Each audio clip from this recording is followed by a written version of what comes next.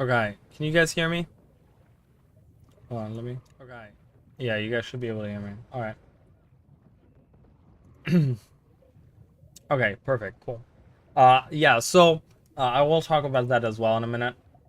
Because I've decided to do something. Um, and it's gonna suck for some of you, and it's gonna suck. It's not gonna suck for others. But because of these interruptions that I have, a lot and the things that happen. But yeah, let me just finish the rant. So, I forgot um, what I was saying, but I was talking about Herald, and I was saying that, um, Herald, like the boons that Herald does, that Herald applies, are just like they're so readily available to every elite specialization nowadays, to every profession, that it doesn't really do that much anymore. Having those facets up, and the trade line is so heavily bound to like the boon support side, but it's like you don't have good boons on there. There's no alacrity, there's no quickness, there's no super speed, there's none of those things. And the elite facet gives you protection, which I talked about. I'm like, that's so lame. It should do something different, right?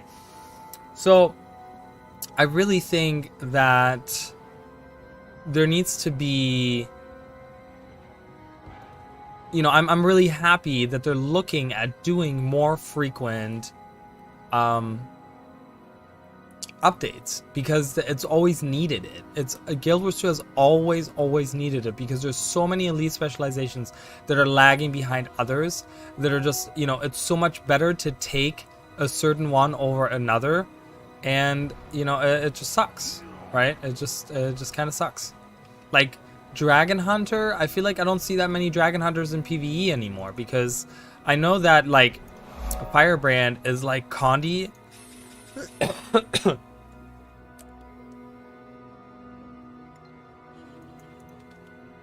Really? Was I? No, I was down here. So I was in the same water, but I was in a different location. No, you're not. You didn't go back in time. Sorry, I'm chewing on my thing. But yeah, I'm back. And I'll talk about that in a second as well. But yeah. So I don't know. To me, jump to it, brothers. That would be really nice. I would envy you if that were true. But yeah, to me, so to me, doing these profession updates is just very, very important. Because I would love, like, as I was saying, like Firebrand, right? Firebrand is like condition based, but even as like a berserker, like in full berserker gear, you can still take Firebrand and do like a crap ton of damage, because it just has accessibility to like a lot of boons and a lot of skills and a lot of things, and it, has a lot of AoE, blah blah blah blah. And I don't see that many Dragon Hunters anymore, guys. I will tell you, after Willbender and Firebrand, I don't see that many Dragon Hunters. So it's like, okay, what's unique about the Dragon Hunter? Well, nothing really, right? It's just like I see Dragon Hunters in World vs. World now, because the longbow, especially longbow 5, is really nice. I have a Dragon Hunter as well, but I don't play that Dragon Hunter. I play him as a Firebrand, but that's because I like the magic side. She's adorable. Yeah, well, that's a whole different side of that, right? Fashion and stuff. But yeah, so I'm really, really, really, really happy, and I'm so thankful, and I hope that Arena can keep up with those profession updates, because I found them. I've always been an advocate for them since I started my channel. I have always advocated that they need to do them more often. They need to look at those old skills a lot more, and it's going to keep the game so fresh, guys. It's going to be so awesome. It's going to be so good, because it's like you're going to start playing these professions that maybe you haven't touched in forever. You know what I mean? Where you're going to be like, oh man, like someone that hasn't touched a Reaper since like Heart of Thorns, right? And they were like, Reaper isn't really for me. But they update Reaper, or they do something to Greatsword or something. I'm not saying that it needs updating, but I'm just putting out an example. But okay, I revived him fully. But yeah, it's just gonna be it's gonna be like, oh, maybe I want to play that, right? Maybe I want to play a Reaper now, and stuff like that. So. But yeah, I gotta do more Fashion Wars. I want to do one type of stream that I want to do, which I don't know when or how or whatever I'm gonna do that, is, but I've talked about it where I want to do like I'll put up a picture of something that I would like to do.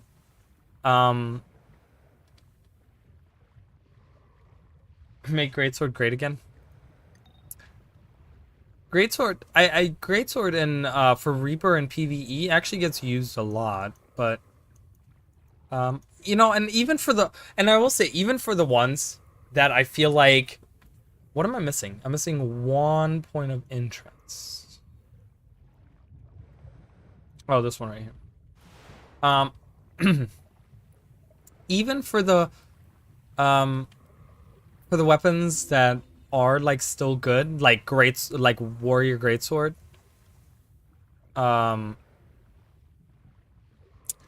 like updated skills would just be nice, because they've added so much technology to the game and so many ways of like creating skills and stuff that I really feel like they could like change some of those skills, change them up. Give us something fresh, make it feel new, make the, you know, they can still do the same thing but make it look different or whatever, right? It's just like, you know, 1,000 blades or whatever it's called, right? They can make that look more interesting, they could add some cool effects to it. All right guys, am I gonna get a key? Probably not. Nope. Why would I get a key?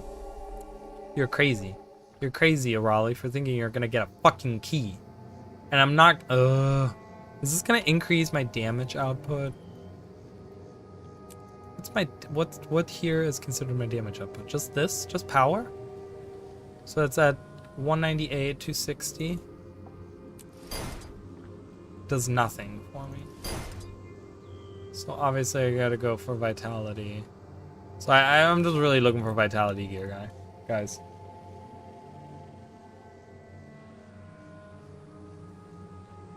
Oh, a Raleigh? Yeah. Well, that's how I say it. A Raleigh, or some people say a Raleigh. And some people just don't want to say it, and that's fine too. You can say whatever you want. As long as I know you're talking to me, it's fine. It's a name that I made up. Alright, let's go to Metrica. I want to go to Metrica. So, it doesn't matter, right? It's one of those things where you're like, you're never wrong. But yeah, so another stream I want to do is I want to put up a picture of a character, and then I want to design, I want to do a cosplay around that with you guys, like on stream, and just be like, do you guys think that's a better piece or that's a better piece to reflect that armor? Or like, what can I mean, I obviously don't have all of the armors unlocked and stuff. There's a lot of stuff that I'm missing, but I have enough for me to say like I have enough to say like, okay, I can, you know, I can show this off or whatever, right? Terranexic lab. So I would love to do that because fashion is like a huge thing in this game. And I'm obviously not popular enough to do like fashion shows. I would love to do fashion shows, but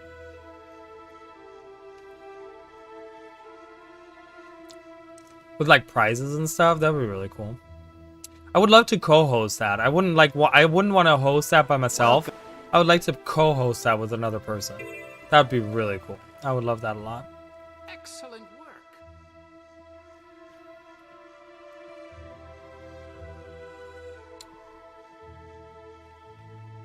All right, let's go in here. But yeah, so what I was talking about earlier, what I'm probably gonna do, and I know I've been going back and forth on this, and I know that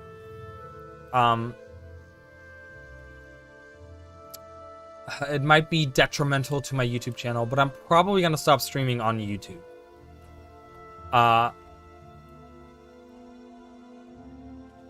Simple reason. So there's a few reasons for that. One of the reasons is that, first of all, most people that I get nowadays that watch me are through Twitch. Okay, most people that watch me are on Twitch.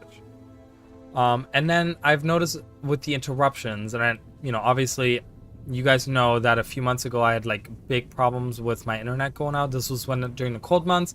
There was a whole thing going on, guys. For those of you that don't know, there was a whole thing going on with my cable. with my specifically a connector under my house. And it was a very old connector, and what it did is it's like it's almost a very sexual thing, because it was like a thing and it had to go inside of another thing. Okay, it's very sexual, but what happened is those were both like metal things that I had to connect, but every time it would get cold, it would, the guys in the room will know, the thing shrunk to the point where they wouldn't connect properly anymore, and that's when I would lose internet at night when it was cold. So they had to replace the whole thing, whatever. But one thing I've realized is that for YouTube, it sucks when I have that. When I have to restart my stream, it really fucking sucks. Because on Twitch, you can just refresh the page and boom, you're back there. On YouTube, it opens up a whole nother video. So I have a second video on my YouTube channel now that I just started, and you have to like go onto that page. So people don't even realize when I like restart the stream. So they just like leave if that happens. So that's one of the reasons. It's just easier on Twitch. And like I said, it's just like I've just been getting more people on my Twitch, watching me on my Twitch. And I know I want to grow my YouTube channel and stuff, but I don't know. I just think for the streaming, it's better to do it. Yeah, it went flaccid. Well, no, it was still like, you know, straight, but it was just smaller. But yeah, so that's what it was weird, because there was and Emily was there for it. But it was a whole thing, because I had two guys come out or whatever, and the first guy that came out, he checked like everything, and he was like, oh yeah, all the cables are fine, everything is fine, but he replaced like one thing or something, and he was like, okay, maybe that's what it is, and then like it would still happen, and I was like, okay, that wasn't it. So I called them and I said, you know, I had a guy out, he did that, but that didn't help, so it must be something on your guys' side. And they're like, no, everything is fine on our side, so it can't be us. And I was like, well, but I had the guy come out and he checked everything and he told me that everything here is fine, so it can't be my side. And they're like, well, whether or not it is our side or not, we still need to have someone come out. And I was like, what? And they're like, yeah, we have to have someone come out to check your stuff again. And I'm like, but that makes no sense. I mean, you just had a guy come on. And they're like, yeah, but we can't help you from our side. And I'm like, what? So they sent out the second guy, and I explained everything to this guy. And he's like, okay, so you had someone already come out and he checked everything. And I said, yes, he went under the house. He looked everywhere. Like, he made sure that it connected to your guys' like box outside, out on the thing or whatever. He said everything is fine. And he's like, okay, well, I'm going to do another check. I was like, okay. And then he came back in, and then he, you know, after like an hour or whatever, and he's like, okay, I replaced, because there's like, underneath the house, there's like multiple connectors or whatever. And they're not all the same, like weird, like meat pieces, right? They're all like different pieces or whatever. And he said, well, I replaced all of them, but I also replaced this one piece, and that was the piece he was talking about. He was like, that's really old. We don't use that anymore. He's like, I completely got rid of that because we don't use that anymore. And he's like, and I got you a new one, or I got you like a different thing that I installed in there. And from that moment on, it worked fine. I was like, oh, holy crap. So we'll have to see if this still persists when the cold months come.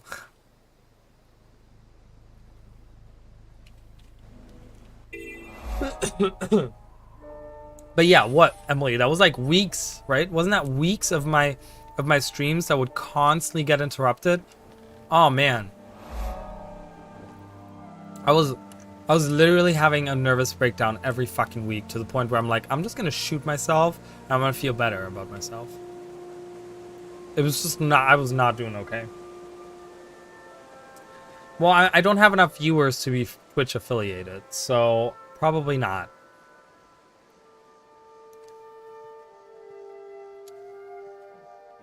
Probably not. But that's okay. I mean, I would I would probably want to do that again. I used to be Twitch affiliated, which I will tell you guys, and you know, whatever. Yeah, everyone can judge me, I don't care. But I scammed myself into that because you need 3 concurrent viewers to get that, and I gave myself I had 1 persistent viewer, and I gave myself 2 extra by making 2 extra accounts, watching on my laptop and on my phone at the same time while I was streaming, just to get affiliated. So I got affiliated through that, and yeah, and then never anything happened, and I kind of was disappointed with it. Yeah, I don't have enough viewers because you need 3 concurrent viewers at any time to become affiliated. Like, you need to have that for a whole month or whatever, and I don't get that many viewers. I don't. So I probably won't be able to get affiliated for a while or forever. I don't know. I've never been popular, guys. I've been doing this for 4 years and I don't get viewers. Okay? People don't like me. It's okay. I can deal with the hate. I can deal with the hate.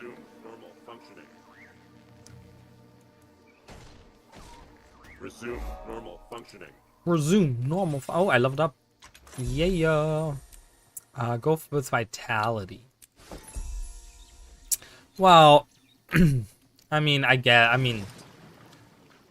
it's not a big deal to me. You know, it's really not. I don't care. So, I haven't looked. Let me look at my Twitch stats. Because I do get an email for my Twitch stats all the time. So let me see what it said, because it tells you like your concurrent viewers or whatever.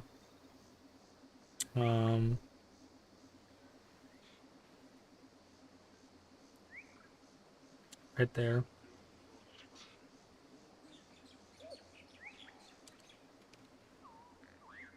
My average viewer was 3 for my last stream, so I guess that's good. But yeah, I just don't get enough people watching, which is, you know, I mean, I don't want to complain. I hate complaining about that, because then it's like, I don't know, it's just weird to me. But let me see, does it tell you somewhere where you can like look at your like...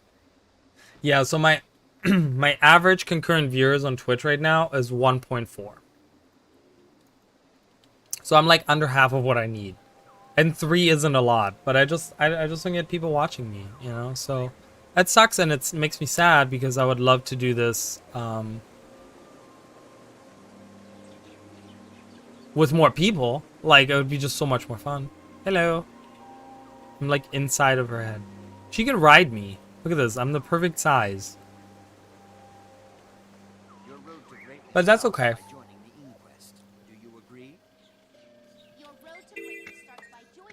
I'm still just gonna do Twitch, and it's fine. I mean, you know, it's fine. I don't know how other people do it. I don't know how other people get more viewers, because I do post on Twitter, you know, and I do have my social. Well, I just use Twitter for social media, and then I have my Discord server, and you know, I post on there every time I go live. So I don't know how other people do it. You know, people. I envy people that get like 18 people that view them, because I'm like, I don't know how the hell you do it, but I envy you. So it's like, even you Spectres, you get like a lot of people too.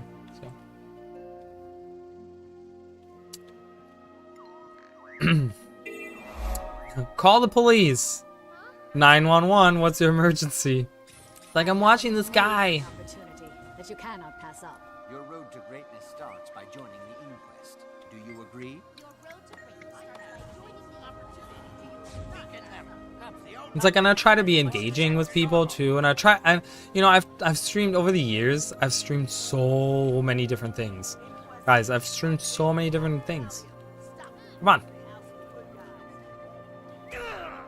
look at Luffy over here. Luffy. Look at him. He's freaking out. I don't care. Goodbye. I have an amazing opportunity that you cannot pass up. Jump, jump, jump. You.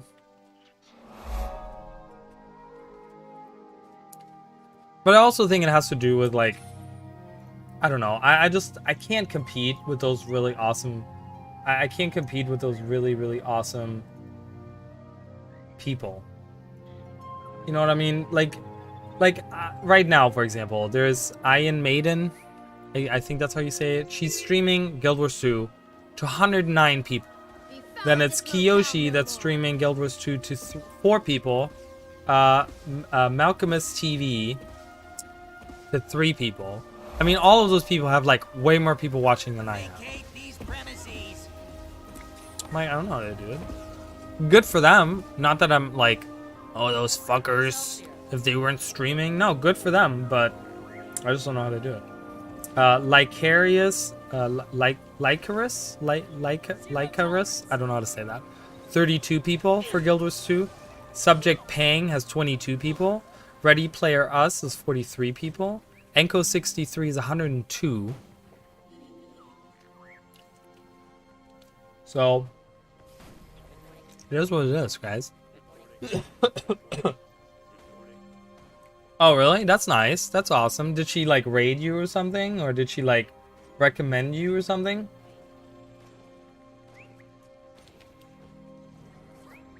Here's a guy harassing little goblin children, yeah.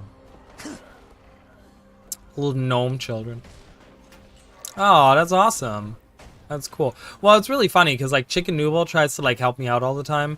There was like Enko, who's one of the, I guess one of the big streamers or whatever. He does like he does like a drawing or something, like a lottery thing where he like draws like I guess hats out of or names out of a hat, hats out of a name, and like who he raids, right? And like Chicken Noodle recently tried to get me in there and was like, oh no, he was like, are you gonna stay live? I was like, well, I was about to leave. He's like, no, stay live because you know I want Enko to raid you, but I guess I didn't win in the lottery thing or whatever, or he didn't win, my name didn't get picked. Closer than I prefer. So he's just like, I'm sorry. I'm like, it's okay, like don't worry about it. It's like I'm having a good time whether or not I'm you know I'm doing this to a big crowd or not.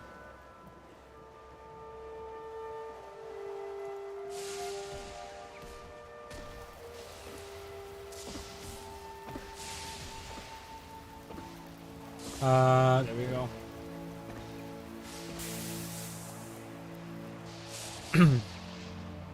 It's nice. One thing that I've realized, I think one thing that I need to do is my streams need to be longer.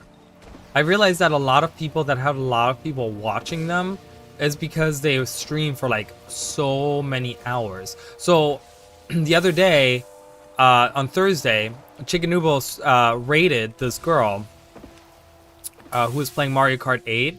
And she was like, she wasn't very good. It was pretty obvious that, and I'm not trying to judge her. I don't know her, but it seemed like she was kind of like, she was just a pretty girl that doesn't really, she wasn't a gamer or whatever. She kind of did that for like a little bit of attention, I want to say.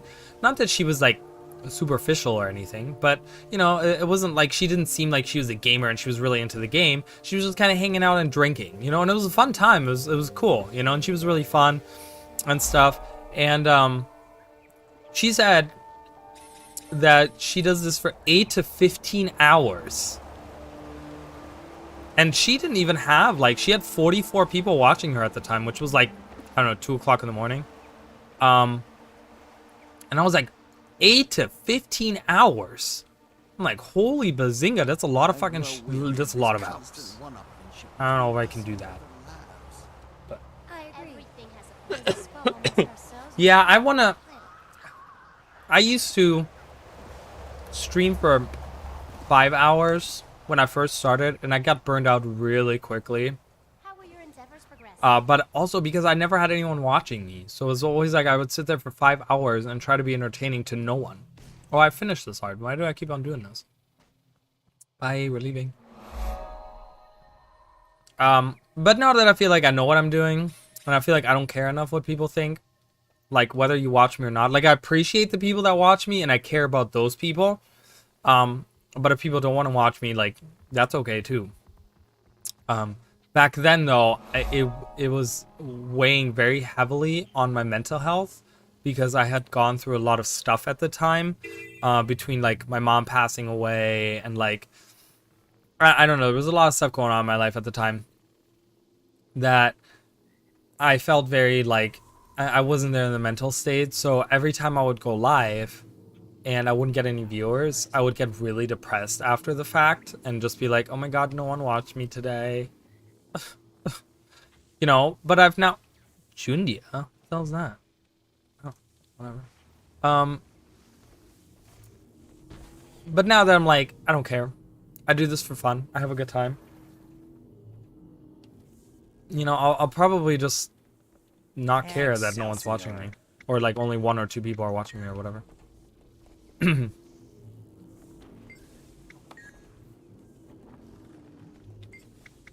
And maybe eventually I'll get rated, but I feel like you get a higher chance of people coming to watch you the longer you stream. So there might also be a point where my schedule might just kind of change a little bit, where where I do, instead of 3 days, I only do 2 days, but I do 2 really long days where I literally stream for 5 hours each day. Because then right now I do like 2.5 hours to like 3.5 hours, so that puts me at like anywhere between 7.5 to like 10.5 hours. Whereas if I do 2 days and 5 hours each day, that gives me 10 hours as well. So I pretty much wouldn't be really like increasing the time a week that I'm streaming, but having longer streams I found is a lot more efficient for me.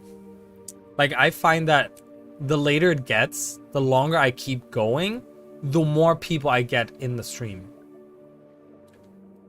I don't know if it's because it gets like later at night and not as many people are streaming, which for whatever, you know, it doesn't matter the reason really, but if I can do like from 9 o'clock and I go on to like 2 o'clock in the morning, or even 3 o'clock, I could do like 6-hour streams.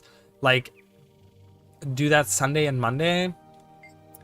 That would be really nice. I'm probably thinking about doing that, guys. So, and then that gives me like, because I will tell you guys, I don't have any days off. Right? Because I work 4 days and then I stream 3 days, which means I never have a night off because I work as a server, which means that I'm always, like at night, I'm always working. So I never have time to go anywhere or do anything at night, like go see a movie or go out to eat or something. Like, I can't ever do that. Because I'm like, oh no, I gotta get ready for the stream, you know, like, which isn't a bad thing because I enjoy it. But it just doesn't leave time for other things. And you gotta have time for other things in life. You know, you got it. Excelsior. There's no way around it.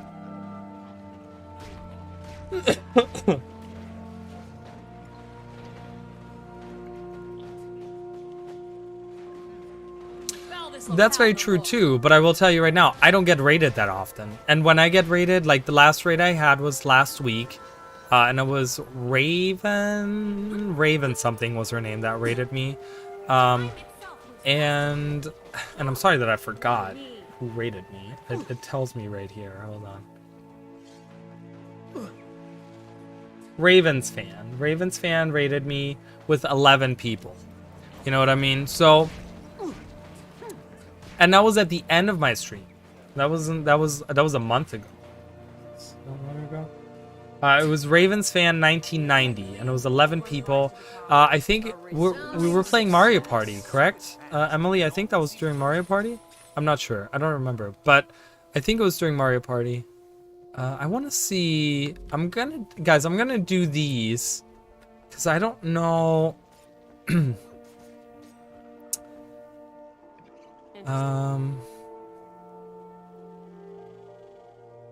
Torment... Can I do something like Devastation? Does this carry over into my cat form?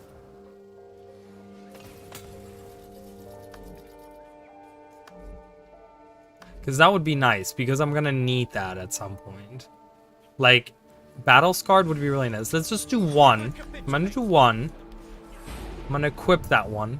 And I just want to see if...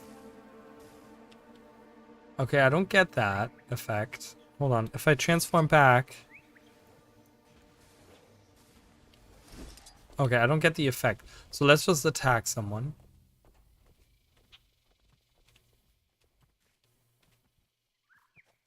Oh, I don't know. Oh yeah, it's the Baltimore Ravens, right? I know nothing about sports, but I do know about the Baltimore Ravens. I like them a lot because their purple is like, their color is like purple or purple and gold or something. And that's the only reason I like them. Wait, did I don't know did it have vulnerability? When entering combat applies vulnerability. It would do 5 stacks of vulnerability. I didn't see if it did. Did it do that? Poke the guy and attack. It doesn't, so trades don't carry over. That sucks. Yeah, those are like all my favorite colors. Like I love all of those colors. So that's why I know the Baltimore Ravens. But yeah. But yeah, and they were super nice and it was great, you know, but it was only like 11 people. So, and it was towards the end of my stream, I want to say. I'm pretty sure it was towards the end of my stream, or at least halfway through. Like, I don't ever get rated right in the beginning of my stream. You know what I mean? It's always like halfway through or towards the end of my stream, which shows me that people come in at like later. You know what I mean? So, I don't know. And it would just be nice to have a night off where I can like go on dates. Like, I have a guy that wants to go on a date with me, and God knows means I'm probably gonna have a really funny story to tell again, but let's hope not. But it's like, that means I will have to skip a day of streaming because I'm going on a date. So, this just kind of sucks.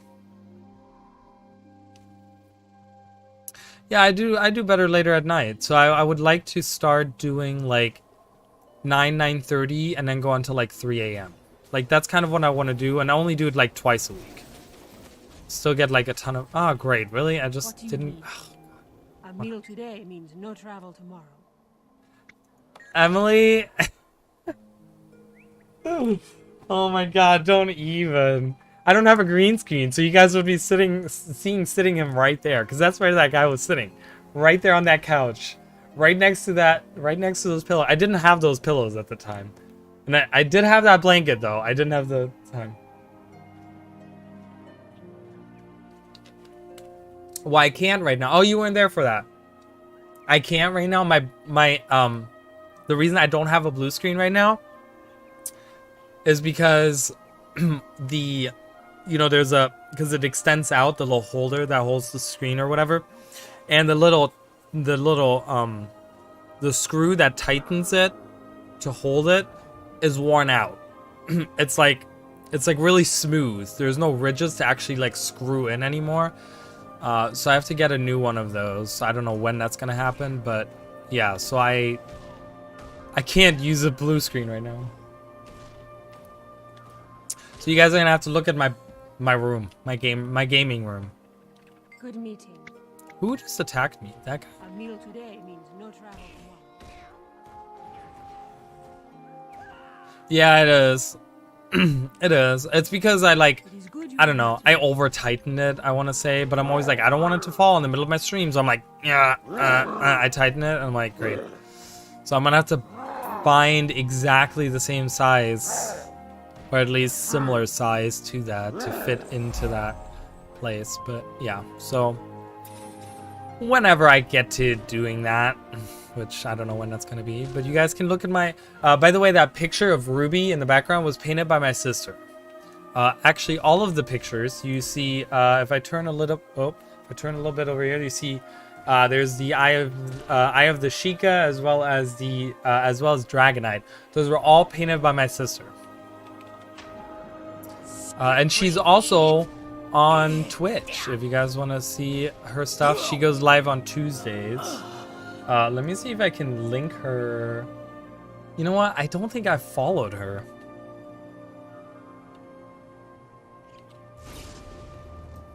Whoopsie, I haven't followed my own sister. That's really embarrassing. I will leave a link in the description, or in the... So tomorrow at 8:30, she's doing... she usually does painting stuff. So if you guys are interested in watching that kind of stuff...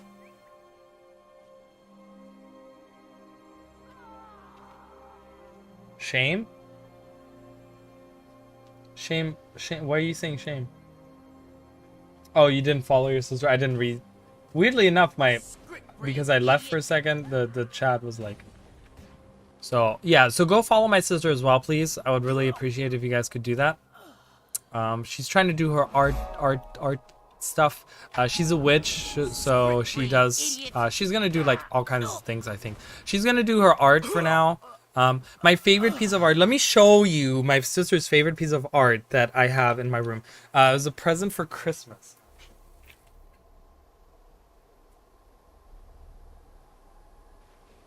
It's also the biggest one that she's given. But it's this one. Thank you, I appreciate that very much. But this is the this is my favorite. Script brain idiot.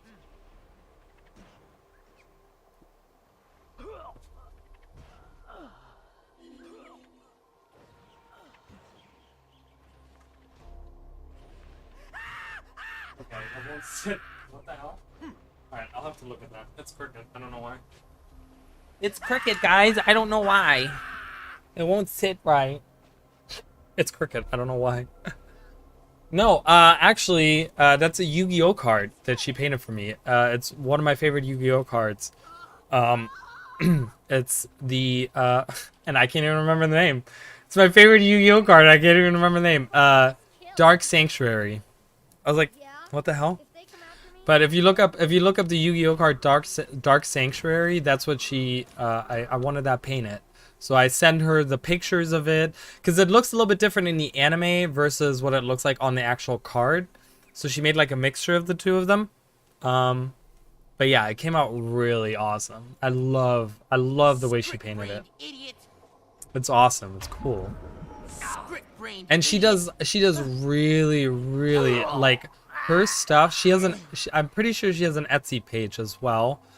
She paints so many really cool things. Like, she's gotten so good over the last, like, in the beginning when she first started, I was kind of like, I don't know, I'm a very honest person, and I'm honest to a fault. So there's a lot of things where I'm like, I don't like that. Like, that doesn't look good. But over the last couple of years, she's improved so much where I'm like, oh my god, all this shit she paints now blows me away. And I'm just like, wow. And I'm not a person that gets impressed very easily. You know what I mean? I don't get like, I don't look at like someone's like macaroni, figure that they made. I'm like, oh my god, that's so cool. Like, I just look at it, I'm like, cool. You know, but like her stuff is like really impressive. Dark Magician.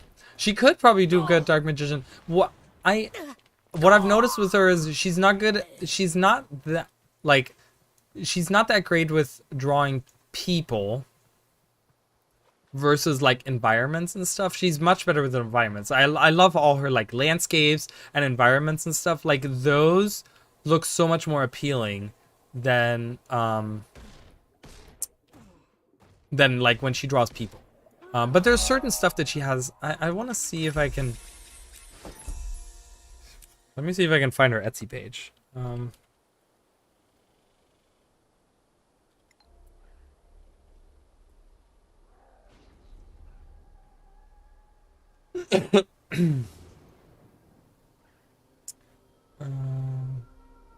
No, stop it. Okay, there we go. She has an Etsy.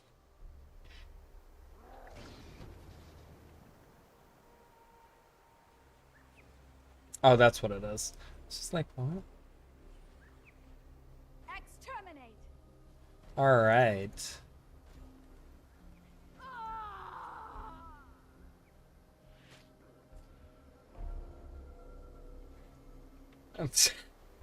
Yeah, he likes his dark magician, doesn't he? I love Yu-Gi-Oh, especially the original. So that's my sister's Etsy shop. Has a bunch of stuff. I guess she's doing like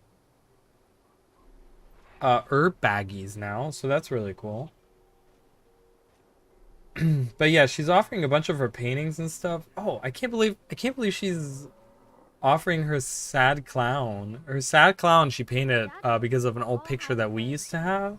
Well, That's weird. Grandma told me there's nothing wrong with that. But yeah, there's like jewelry and stuff. Like she's into that kind of stuff. There's a lot of different things. that she has.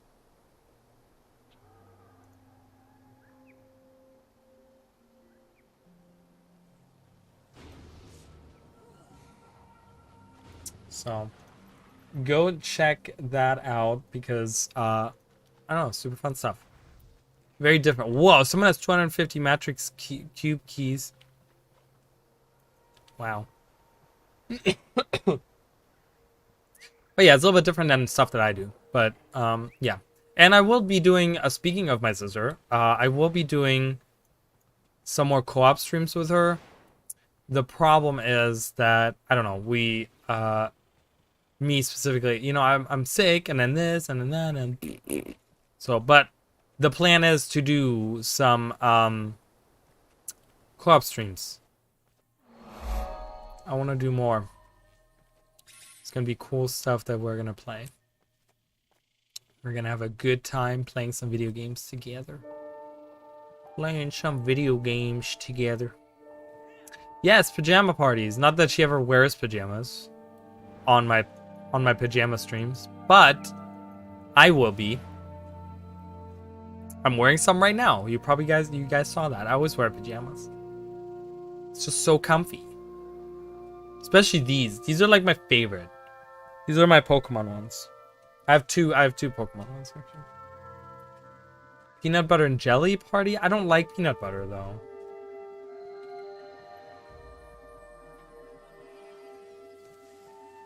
Peanut butter and jelly party does sound fun though. Like I'll just eat jelly on bread. I mean, you can do that.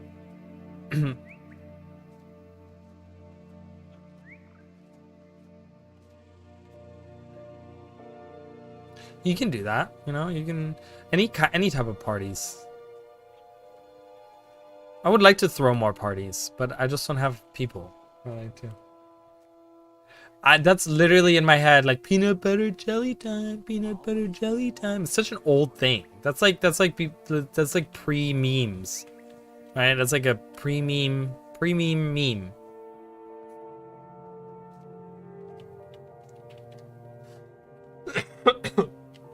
Wasn't it always accompanied by that banana too? That was like dancing, that dancing banana. That gif of that dancing banana. There's also, you know, one thing that I recently thought about was the Nyan Cat, the one that was like the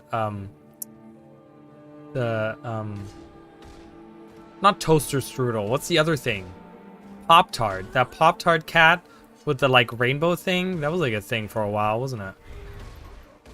I was thinking about that the other day. I was like, man, that was like everywhere for a while. Yeah, the dancing banana. I got that's like you were the one who started it. You were the one who started talking about peanut butter jelly time. Oh, this is not, the event isn't up. I don't know why I'm attacking those.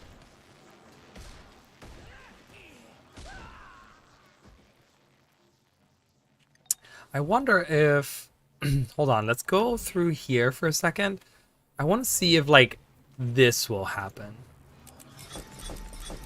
Like if it doesn't, then oh well, right? But I want to see, do I get this in combat? Do I get this as a, or do traits really not work? Yeah, traits really don't work. Okay. So we're without traits, guys.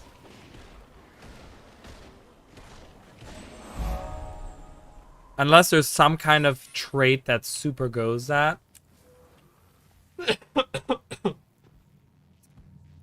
The me channel, I only do. Yeah, I do remember. I was thinking of the Wii Sports theme. That one was really good too.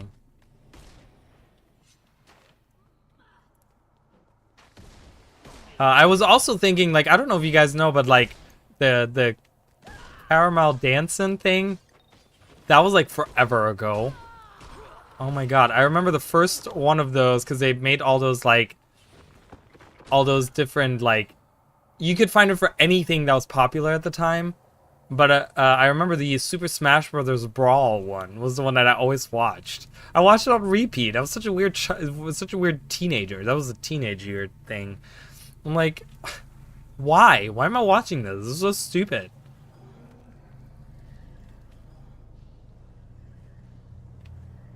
You don't know the Wii Sports theme? I can't even sing it.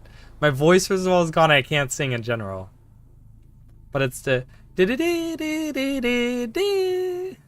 it's at least when you start it up and it's like I don't know. Can't do it. I have to listen to it. I'm gonna finish this over here. But yeah, that because man, my sister and I, we played Wii Sports so much. Oh my god, so much. So it's like that theme was like the theme of my life for a little while. So it's just like in my head.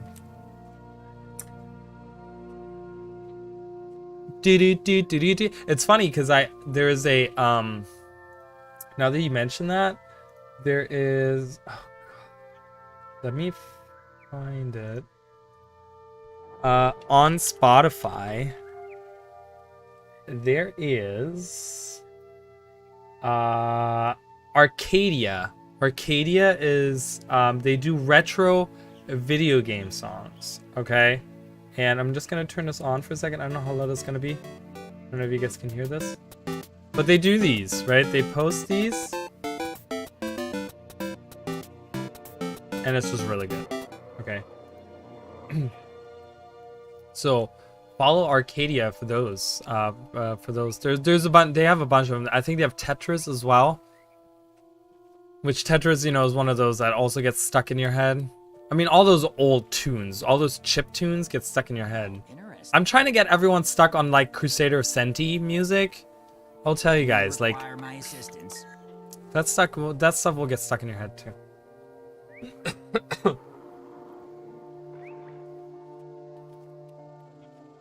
That stuff will get stuck in your head. Okay, I'm gonna go back in there.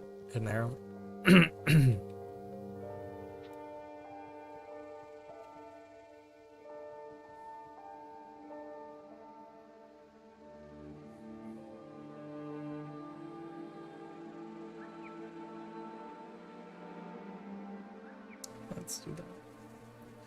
I want to say it's A that they have. I think. Let's look for specifically Arcadia. Oop. Oh, I did spell that right. Tetris here. It's just this Tetris. I think that's A, right? Can you guys actually hear that? Yes, you guys can. It's A, right? Yeah, that's A. B is pretty good too. I like them both. But yeah, I don't know if they have any more. That's the two that I always that are on my liked list. So that's what I listen to.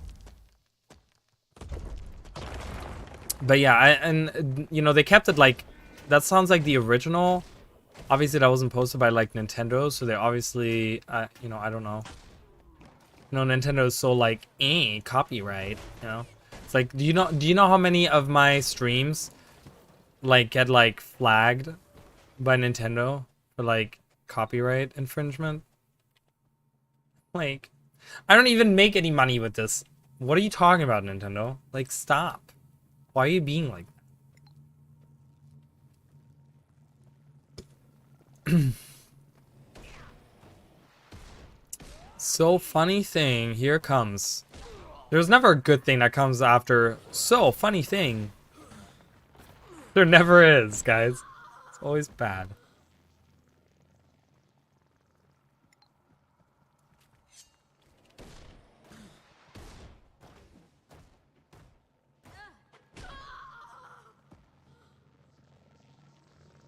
Someone's typing. I can hear him typing.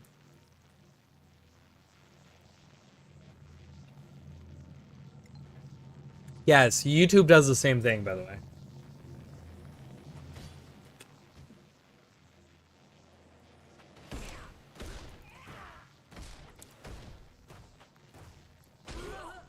Haha. Killed them both.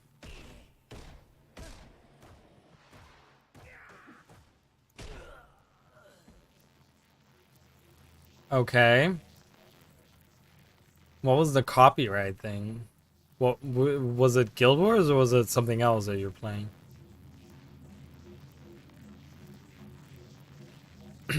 Again, look at the detail on this. Do you see how like the energy in between fluctuates? Do you see that? Do as we say, and we might have something left by the time we're done with you. We're the morons, are we? It's like all those little details and that little sound. The little buzzing sound you get. It's cool.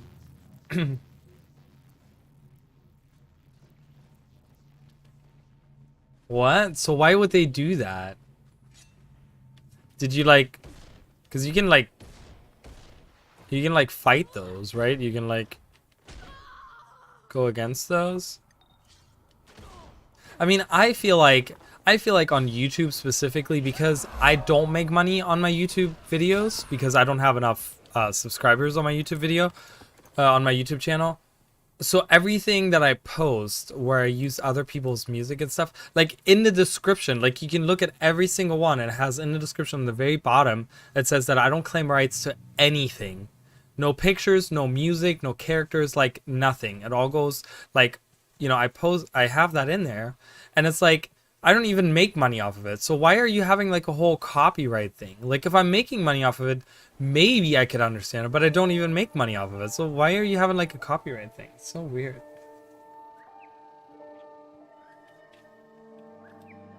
So what was the copyright for? Do you know why they did that then? They give you a reason? Because they have to give you a reason, obviously. So weird. Like sometimes I think like you see Ruby, right? You see Ruby and the crew in the back. Like sometimes I have a feeling like, you know, we know Nintendo's really bad about it, but like if you had like a Nintendo character in the background or something, they like do that because, oh look, there's Mario in the back or something. You know what I mean? Like I don't know, you're using like the likeness of one of the characters or something. Like I don't know, it's just weird stuff like that where I'm just like, does that fall under like copyright infringement if I have a picture of someone like in the background and it's just there? It's like decoration. Like it's so weird. Like I never understand the whole copyright thing, because it's like I remember way years ago, before I actually get serious with my YouTube channel, I would post my streams that I had from Twitch on my YouTube channel. And I remember that they would all, and I didn't have the description of where I didn't claim the copyrights and stuff. And the very first streams that I had were all Yoshi's Island. And, you know, Yoshi's Island had very like music, and, you know, we all know like that music is awesome and fun and whatever, right? But every single one of those streams that I'd posted, there was like half of it was just silent because they had like all these copyright claims on it. And I'm just like, I have like no views on my channel. Like, why are you even doing that? It's like sometimes I feel like they're just going way above what they should be on these copyright things. Exactly, right? Exactly. It's free advertisement, and it shows like, hey, you know, that, you know, let's just say I'm a person that streams to like thousands of people. You know, let's say I'm one of those people that streams to 5,000 people, which there are streamers out there that stream to 5,000 people at a time. And I have like some, you know, I'm playing your game and I have the music really loud and it's just like going, you know, the music is blasting, right? Like, I'm playing your game, like I'm showcasing your game, which is probably going to get other people to play that game because, hey, you know, people like to go with what the popular opinion is, and people like to go, you know, a lot of people have that herd mentality where they like to herd together, they like to do what other people do.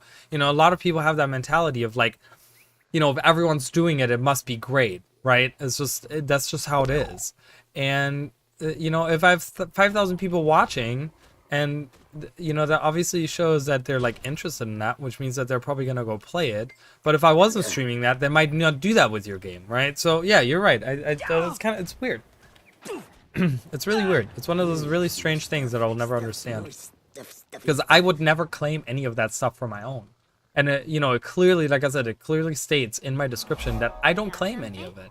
And I don't want to claim it. I would never, like, I feel like it's copyright infringement if I explicitly say that I claim this as my character. That I feel like, or as my music, for example. Like, if there was music playing in the background right now, and I'd be like, yeah, I wrote that song. That's my song. Right? Then I feel like, okay, there's copyright infringement because I'm claiming someone else's property as mine. Like, that's not okay. Right? But it's like, I feel like streaming is such a weird thing because it's like, I know you're supposed to have the rights to like do, I don't know. It's just weird to me, that whole copyrights thing. It's just strange.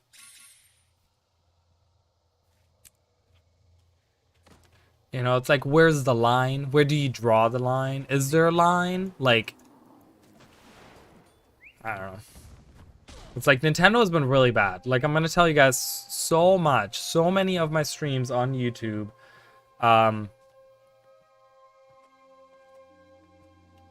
Get copyright claims, like infringement claims on there. So many, and specifically the stuff that's Nintendo.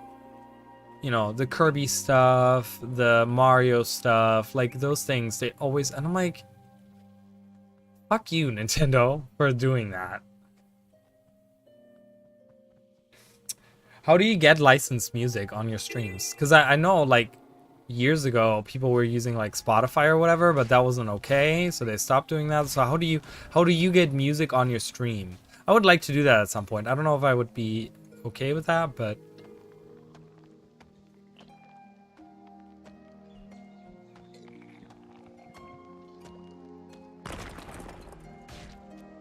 It's like, I know people usually like when there's music playing. I know that, like, you know, game volume is like kind of lame to people, so epidemic sound. Oh, okay, that's cool. I love that. That's awesome. Well, I could use my sister. So my sister is also in a band. My sister does a lot of stuff, guys. She's a busy person. She's also in a band. I could play her music. There would be no copyright. Like, she would never copyright claim me. She would be, like I said, she would be, like you said, she would be happy for the advertisement. But it's not music that I would ever listen to. It's black metal. And I don't listen to that. But that's cool that you write your own music. That's awesome. I wish I was talented enough for that.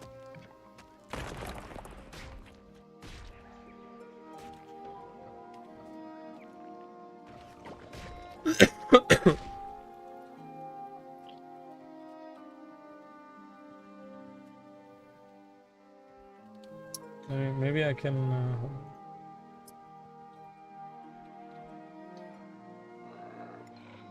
Oh, okay. I was like, what the hell is going on?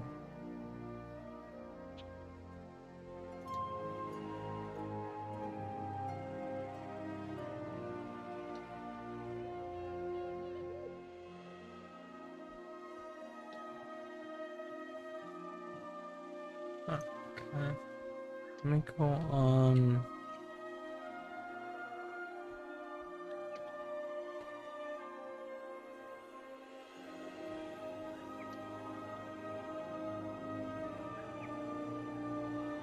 I don't want to play it. Don't play it. Okay, there we go.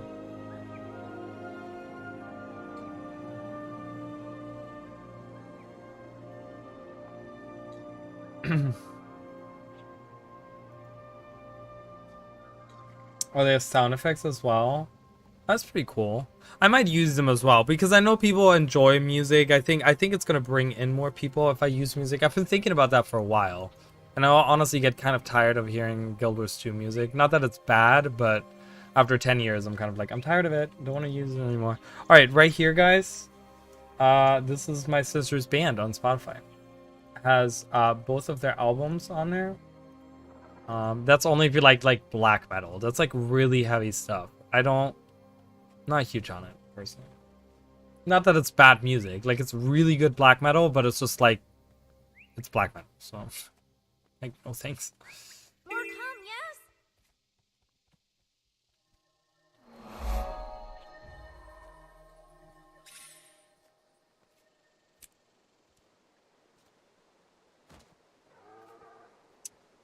All right. But yeah, I might use that. I think having music in your streams is just another way to interact, be interactive with your people and stuff. So you guys might see that at some point soon. I don't know yet. We'll have to see. Like I said, I might change some stuff up. Okay. Might just stream on Twitch and different times, longer streams but less days, you know, that sort of thing. And I would also like one thing, because my sister does stream on Tuesdays and Chicken Noodle also streams on Tuesday, and I never get to see their streams. I never get to be there for them, which kind of sucks. So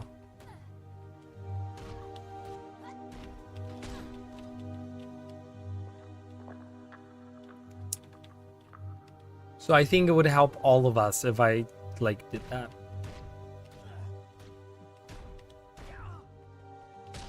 Oh really? That's cool. Well, it's sound wise, I do have you know, for YouTube, the editing software that I use, they do have like their own like sound library, but some of it is like questionable at best, where I'm like, who would use that and for what? Like there was one thing, for example, where I was looking for something in one of my videos. I wanted to look for a like you know, in like gaming shows, like gaming TV shows, where they do like you know, you answer something, like for example like Family Feud or something, and someone answers something and they say it wrong and there's like a sound. Like I'm looking for that and they didn't have that. I'm like, I feel like that's like one of the first things you should have in like your sound life, you know. Like stuff like that, you know?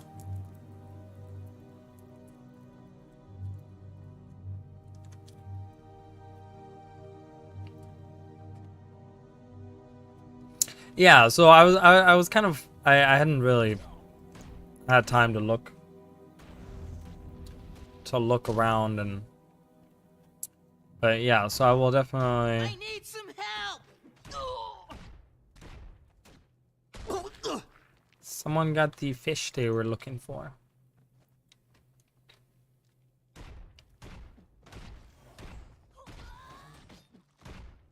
Screw it! I'm hit!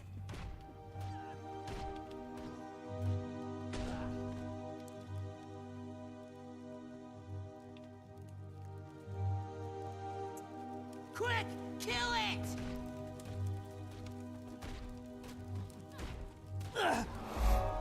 Leveled up. Awesome.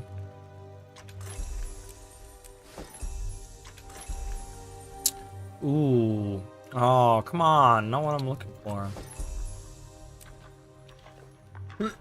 And again, we have barely anything to wear. Ever. Oh, I should have gone the other way. Oops. Don't go backwards.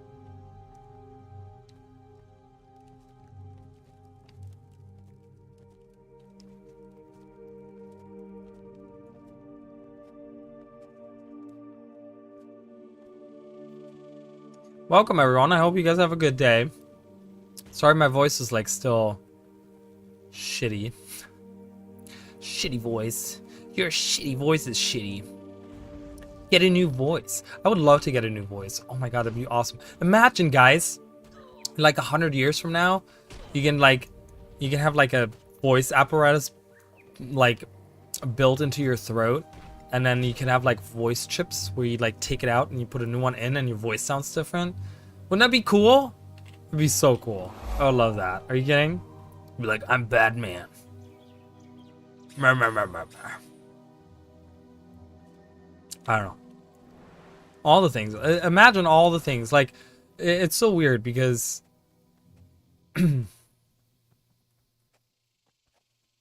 there would be so many of them. There already are. I mean, there's like, you know, specifically for streamers, there's already, what was the, there's voice mod or whatever it's called that changes your voice. It's really fun to use. I've done it before.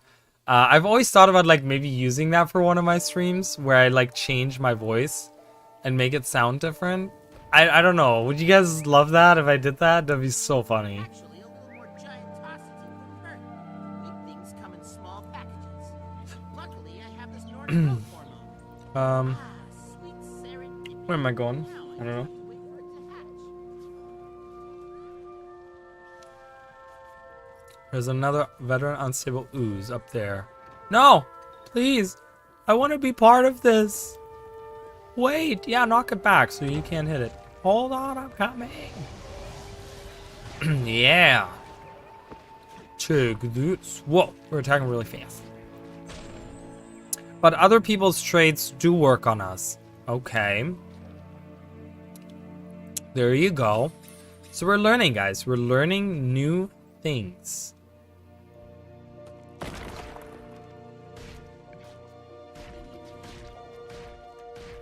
You got that raptor down there. Magic infused, veteran magic infused raptor. Really? Well, next Yeah, time. so Perhaps next time. obviously I need something like that. I suppose you expect some sort of effusive thanks for your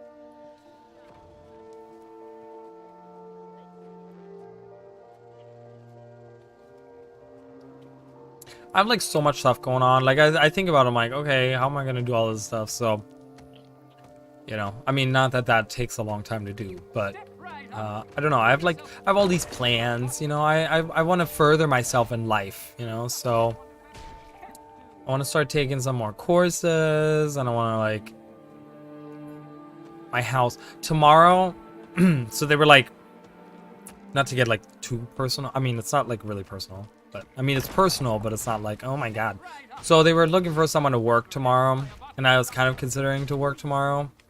But then I was like, I can't do that. I have to clean my house. Like my house is a mess, and there's so much that needs to be done. I still need to work so much stuff in this room, and I haven't touched it in like weeks. You know, so tomorrow is the day. I hope. I don't know. We'll see. Step right up. Do yourself a favor and try a bottle of Dr. Blink's Ooze Booze. There's nothing this wonder beverage can't do. Nice. That's awesome. I'm sure they have a bunch of those. Sounds. That'd be cool to use, you know.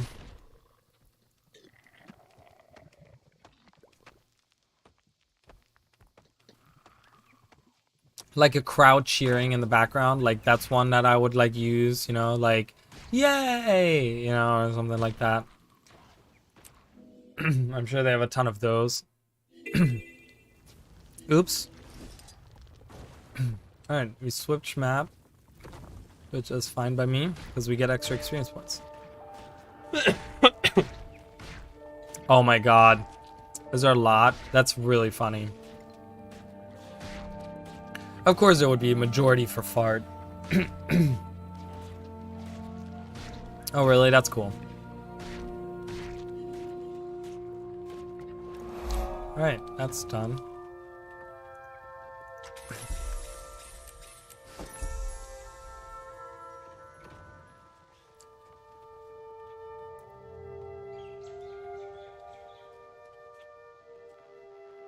What's all this then? Alright, nothing nice. Look at that, great sword. 2 great swords. Can I get something that's good? Jesus. Garbage for days.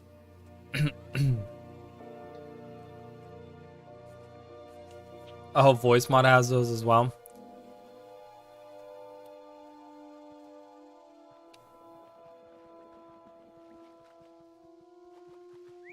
Oh, makes sense, yeah.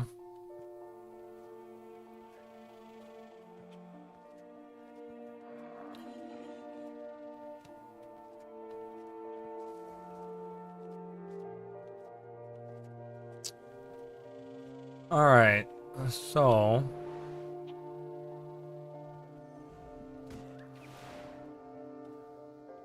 Is that Ula's lab? Oh, that is Ula's lab, okay. I was like, is that waypoint in there?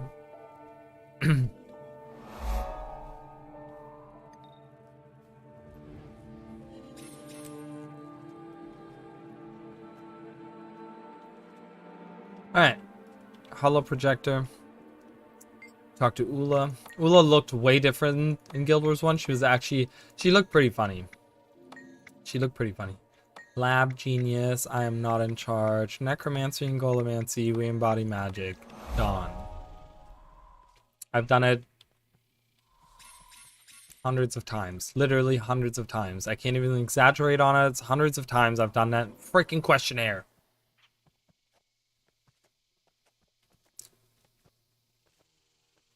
What? What? Wow. I've done it hundreds of times? I have no life, okay? I have no life, I have no friends, so this is what I do. Sheriff wants shinies back. Rikini gets shinies. Rikiti! I love Rikiti. Rikiti's awesome. And did our ineffectual We're gonna leave Rikiti be, though. Bye, Rikiti.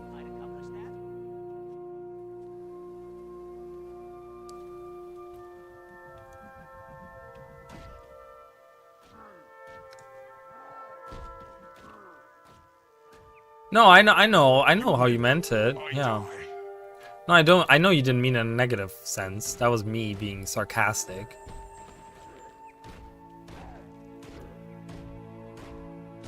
But yeah, I mean, I know I only have like 28 characters on my account, but I can tell you right now how many. I wish there must be logs, right? Arena must have like some kind of logs on how many characters have been created on an account or something. I would love to know how many I've created, because it has to be easily over 100, and a lot of those I have leveled up over level 80.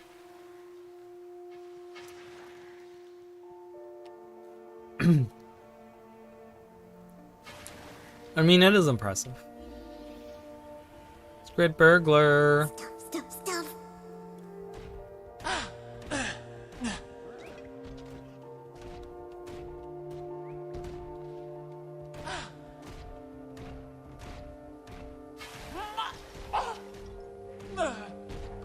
Transformation doesn't work on me.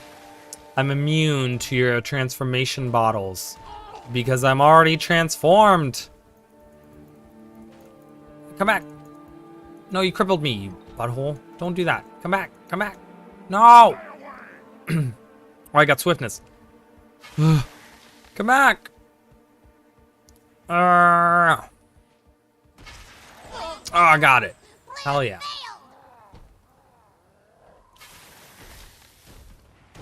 Oh my god, I'm dying.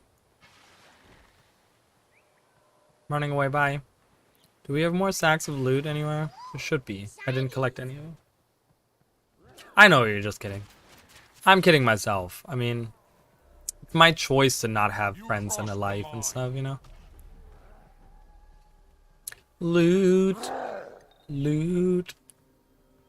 Alright, that's it. So, let's kind of not get killed here.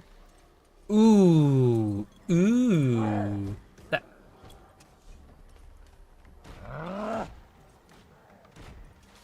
I must equip my weapon. Oh god. Where are all these people coming from? Help! Help! I have 12 health. I'm dead. God damn it. Imagine I had 2 swords with those stats. You know how strong I would be? Impenetrable. What does my other sword offer me? Power. Great. I don't need this. Awesome. Whatever. Swarm them. You want to swarm me? I'm gonna swarm you.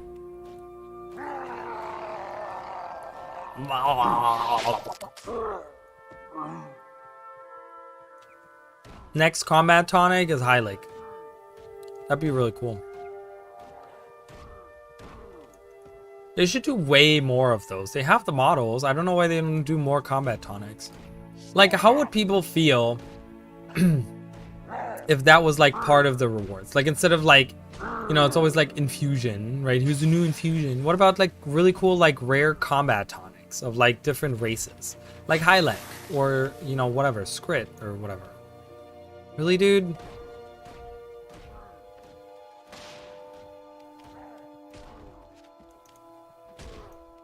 I got a long blade of force. What is that? Oh, it's a great sword. What's with all the great swords? Skrid would be cool, right? We already have Coden. Centaur might be hard to do just because they're like four-legged, so there's like a little, but they could still do that because you can't like mount or anything, so it doesn't matter. Cross the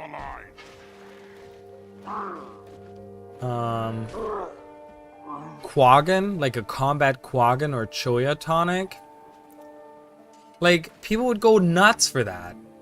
You know, we don't always need a new infusion. Go for something different.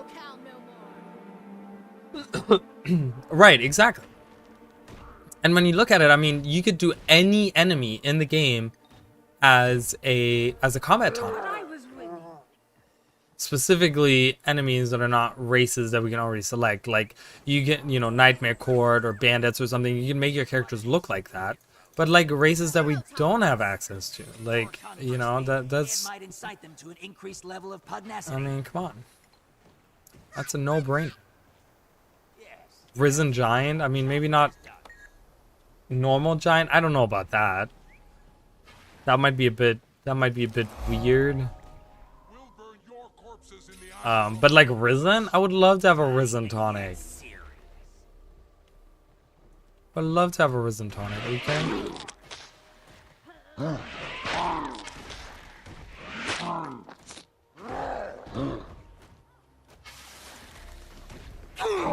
Dude, what in the hell?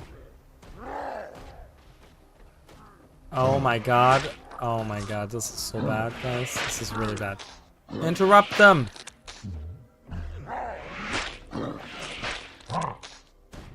Alright, I'm leaving. I'm not dying again. Goodbye. It's dead now. There's a lot of them. There's a lot of things. Ice Brood, you know, any of the dragon minions, you know, branded or anything like that. Mordrim.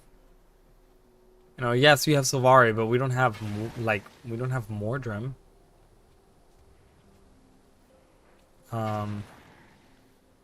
Or even like enemy specific, like very specific enemies that we fight, like the Herald of Balthazar, or We're taking the fight to the Heilig. Go! you know, anything like that It's a would be just so cool. Because people go for that stuff, you know. Or more stuff like this, where it gives you actual combat skills. Why not? It's like, it's just one more thing to go for, you know. It's just, I don't know, just kind of switch it up, because it's always like, it's always infusions, and then you have all these like disco balls running around with people, because you know, the most expensive and rarest items are always infusions. So that is what people are striving to get. So it's just like, okay, I'm putting this infusion, I got this infusion, I have money to buy this infusion, blah, blah, blah. And they stack all these infusions on top, and then they're just like giant disco balls. I'm like, go a different route, because now you're doing shiny mount skins as well. So it's like the disco ball is riding on another disco ball, and it's just like blinding. No, but it'd be cool to maybe see, I don't know, maybe see other stuff.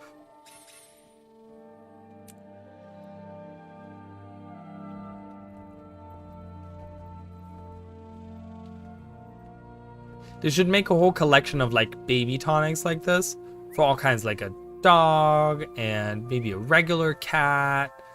I don't know, all kinds, like some kind of bird, maybe some kind of baby bird. I always get this wrong. I don't know why. Here.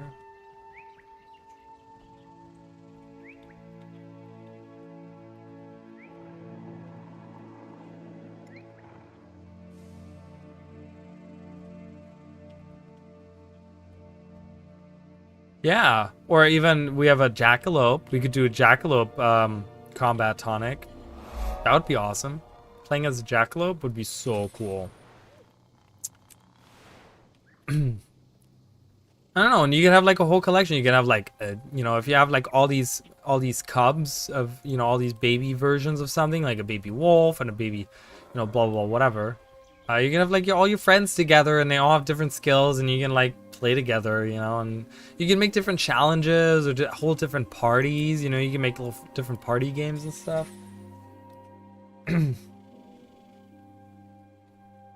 No, I didn't get it. I don't. Was there a joke in there? A bunny comment on it, but it must be a white bunny. I don't get it. Maybe I'm slow. Maybe it's because it's through text.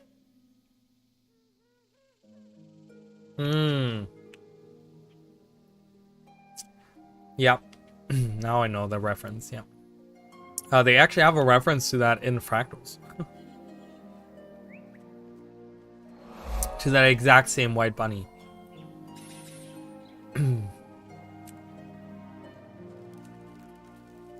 But yeah, that would be cool.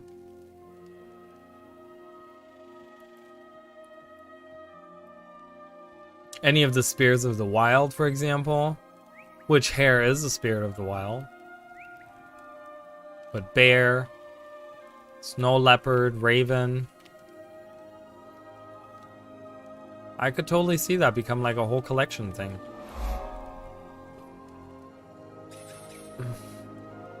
Weep.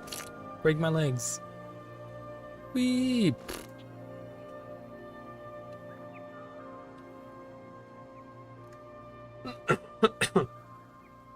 Yeah, it's cool. I think you even, there's like a little Easter egg for it. If you like, if that is the last enemy out of the 4 that you kill, you actually get an extra chest, which I have never done that before.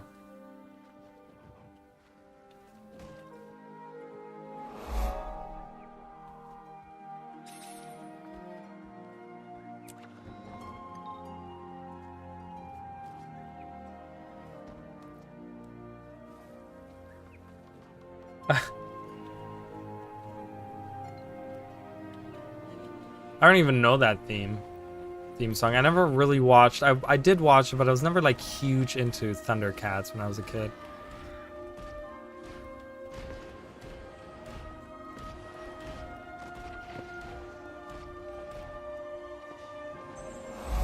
I don't know, there's a lot of things I was into. Ooh, sorry guys. There was a lot of stuff I was into as a kid, but I don't know. That was one of them.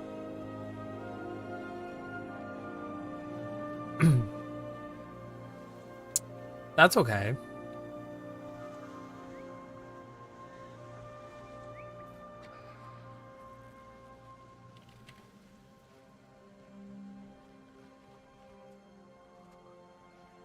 It's so weird because I see that name Dragonfly Nest and it reminds me of that game Dragon Nest. Has anyone played that? I was so into that game for a long time. I love that game because it has a very similar combat to like Guild Wars 2. It looks very different, but it's very much like combat wise like Guild Wars. But it's more like a dungeon crawler. It's fun. It's fun. It gets very grindy, but it's like your typical like Asian MMO, Eastern MMO where it's just like grindy as fuck. I think killing dragonflies actually gives you progress. It does. Cool. I can just kill these guys.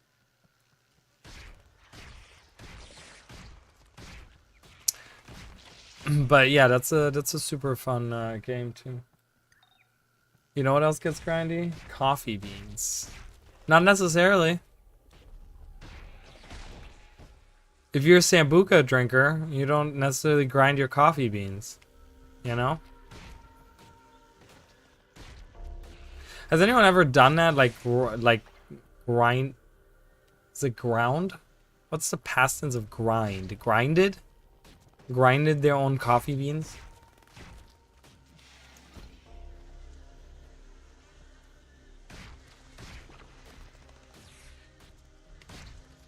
Ground? Is it really ground? Huh. Ground your own coffee beans? That's weird. That sounds strange. Grounded? Who has grounded their own coffee beans?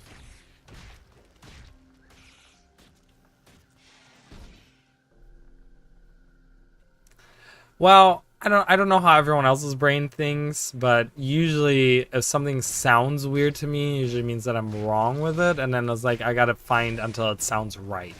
Like there's a certain way that certain things sound right. But then again, English is my second language, so it's, I don't know, different from me. Why do you talk to Asura? I give them stuff they want in exchange. You have ground coffee beans? Are you an avid coffee drinker? I don't drink any coffee. I don't drink any coffee whatsoever. Bye, the crater leaving. See ya. I'm not a coffee drinker Our eggs are ever. I might do energy drinks. I did for the first time in a long while. I did a monster the other day. That was actually really good. I was like, whoa, I haven't had a monster in forever. Hell yeah. Okay. It's like a normal human being. Have 1 cup of coffee. I feel like that's super normal, right? That's just like the normal thing. 1 cup of coffee.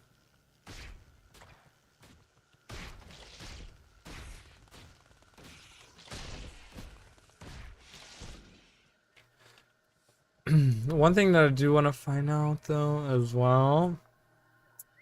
Let's look under corruption. The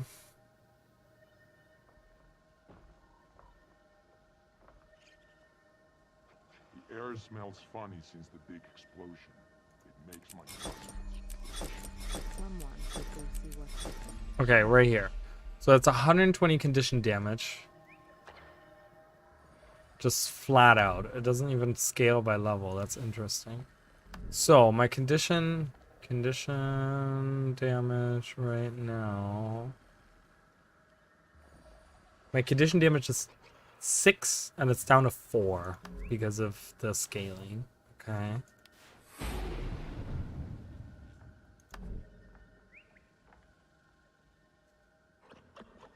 No, that doesn't increase it.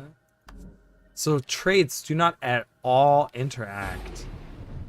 I was thinking, I'm like, maybe if you get like flat stat increases, but they don't at all interact. So the traits don't at all. Yeah. Okay. Interesting.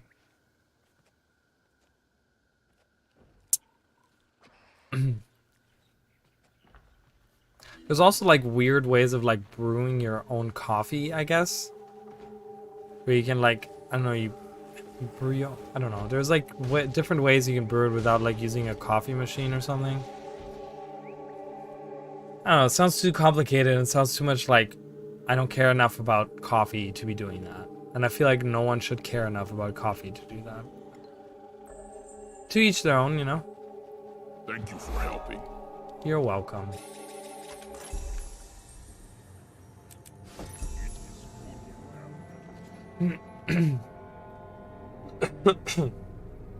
See, French press. Like, I don't even... Okay. I don't know what that means. So I'm just like, okay. I guess you press the coffee beans in a certain way. Like the French people do. I don't know.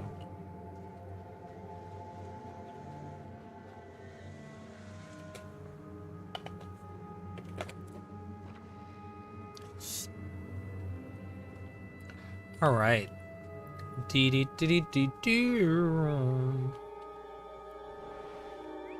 We're doing pretty good today, guys. Ow. Where did you even come from? We're doing pretty good. Sorry the camera is so weird. So close. This is as close as it'll go. This is as far as it'll go. Why are you guys still following me? Go away. Jesus. Our crew. Oh God.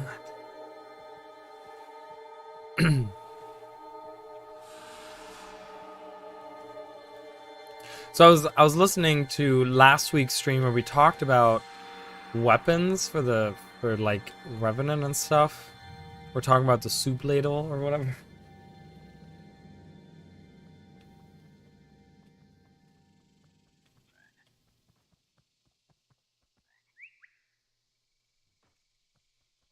That's so weird. What? Okay. Huh. That sounds like a lot of effort just to get coffee. Like, Starbucks it is.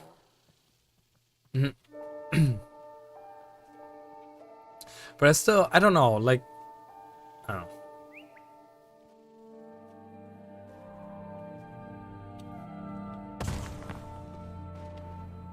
Transformations don't work on me because I'm already transformed. That's a cool hack.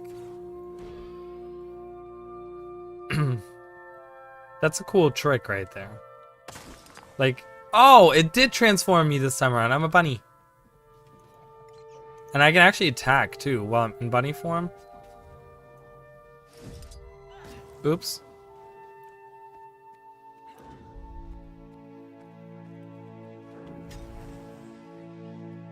Let me transform, please. Alright, guys, I'm just gonna kill this guy. Oh, wait, he's turning around.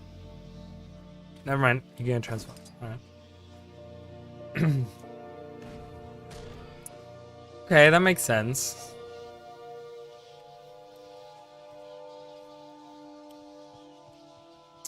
That makes sense. Yeah, it's weird. I don't know. I'm just... Coffee is such a weird thing to me.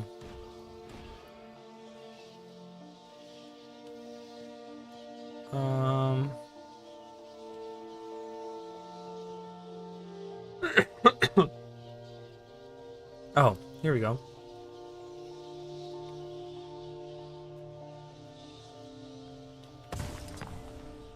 I'm a rabbit.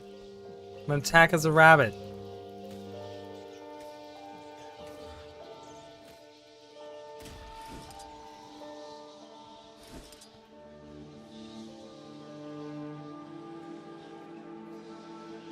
I don't know, is there like something else I can do that doesn't transform me constantly? Let's see.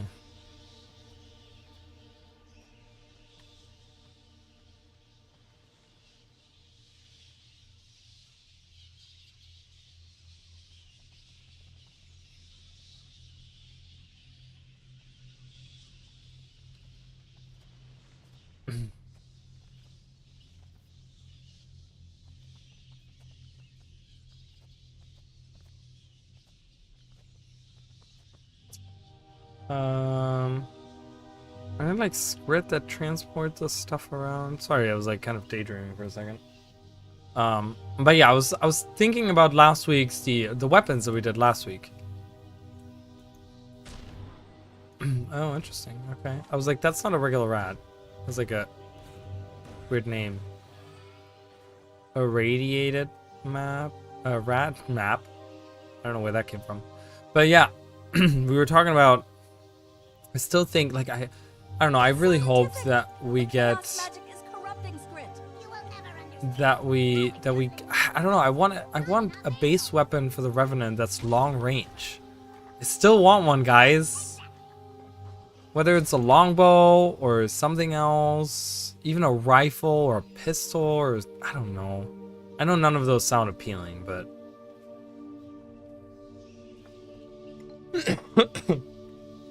I mean, I feel like they might have to give us like a legend with that as well.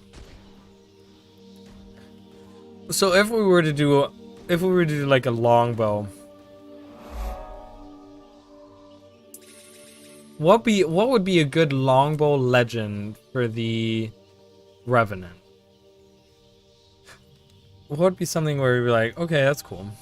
Like we could do, for example, we could have air. We could channel air Stogalkin. And we can have that be, even if you make that, let's make it an elite specialization. So we're changing the mechanic a little bit. You give it a pet. And you get a pet and you get like Ghost Garm. Garm isn't dead, so that's kind of doesn't really work. But you still get what I'm saying. Like you get like a pet. You get like a ghost wolf or something that comes with you. Right? Because again, elite specializations, in my opinion, are the combination of two different classes. Like it's a dual classing, right? So we're combining a Revenant with a Ranger. And what's the Ranger's mechanic? It's pets. Revenant will get daggers to throw That's good. I like that a lot, actually. We got that with the Mesmer, and I think it worked out really well. I would love to have some kind of bouncing dagger thing that, like, the thief used to have, where you would throw the daggers and it would bounce between different people, different enemies. They took that away because the... No, that was the pistol. They still bounce. The daggers still bounce. I was like, something about that is not right. I was thinking of the, pistol. The pistol doesn't bounce anymore because the short bow does, right? They could do, I mean, we talked about this last year. They could have weapons that look like other weapons. So they could have a dagger that looks like chakram. And they could have them like, you know, I mean, you could throw them. It's like Xena style, you know, she does that with her little... And you throw them and you can have long-range chakrams. You could have that. They could easily make that.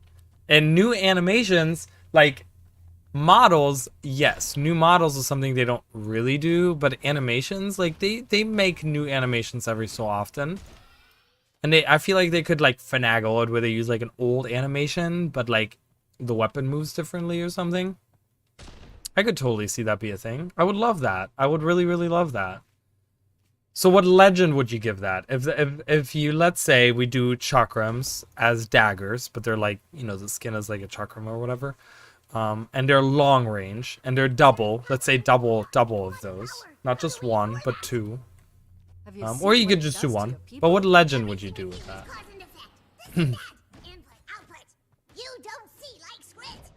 Oh, I've already finished this art. It's scientific. I keep on The chaos magic is corrupting Skrit. You will never understand. Not with your linear thoughts. Not enough angles. Of course, I don't know. Revenant is the like Guild Wars 1 class, the callback class, right? It's always the Guild Wars 1. Like, all the legends are always like someone in Guild Wars 1.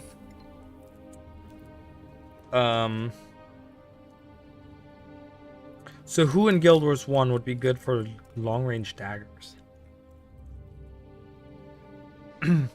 I mean, we have...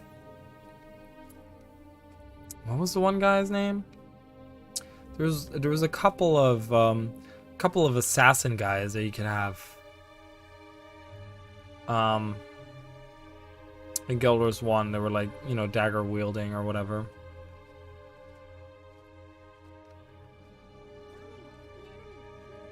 Because you could do like, because if you do like an assassin, you know, if you take an assassin from Guild Wars 1 or whatever, let's say for example, like what is the one Mai gets mentioned by by the other girl, by the other ghost that you see by the jumping puzzle. I forgot her name, but you see her there, and she mentions Mai, how she defended Mai or whatever, and she died while defending Mai. And Mai was one of those people that was in Guild Wars 1, and she was an assassin, and you could have that you channel her or whatever, and you could have the Revenant be this new elite specialization be a mix between Revenant and Thief, for example, but have it be like a long range thief with like throwing daggers. There was a lot of throwing dagger attacks, I want to say. Oh, what is this? Oh, like what the hell?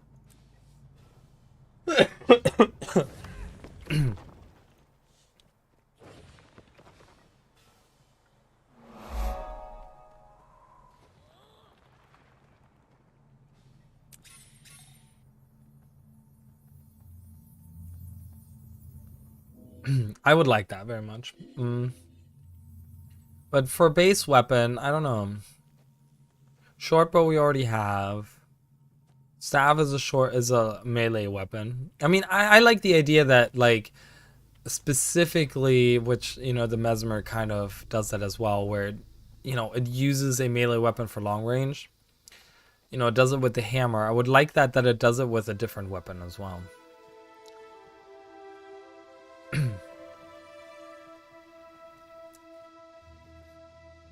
Okay, here it comes.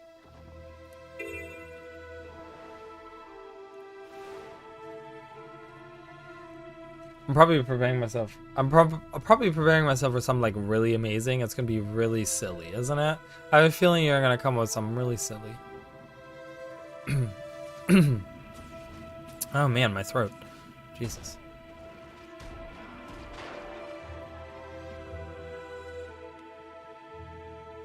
Well, I've talked about that a lot too. That I'll talk about that once you post that though, because I like where you're going with that.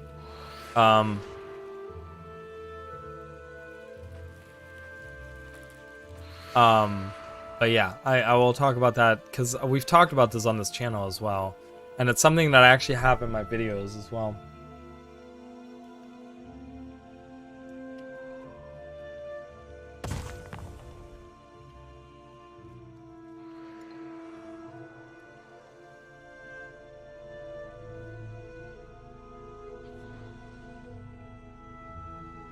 That sounds so brutal, Jesus.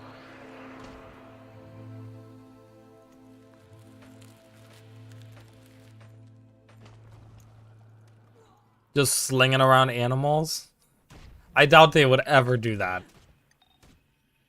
I doubt they would ever have you like just throwing like, you know, your one attack is just flinging rabbits, like baby rabbits at people. Great, now I got this veteran up my ass.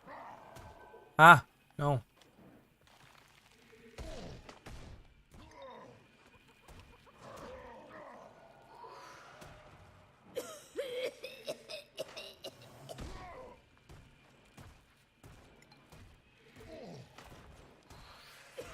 That's so brutal. That's so sad. I would never want that. I would totally be against that. And I feel like a lot of people would speak up about that too. If that were to be ever the way. Wow. I don't know what sick games you're playing, but that sounds really awful. I love animals way too much. I say that as I'm biting a minotaur in the ass.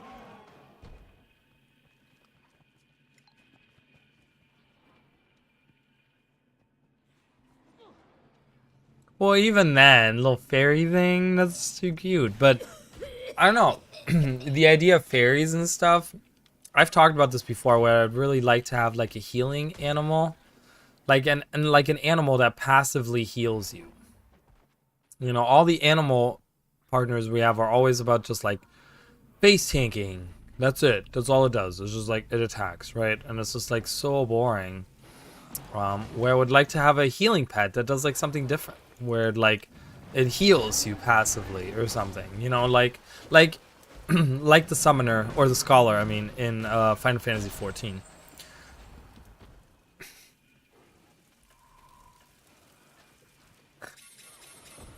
It sounds really silly.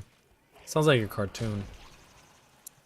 But yeah, I was talking about like the tablet for Revenant. I really wish that they would change the tablet and have the tablet move on its own. That would make it feel like 100 times better. If the tablet kind of moved on its own to passively heal, it'd be so much better.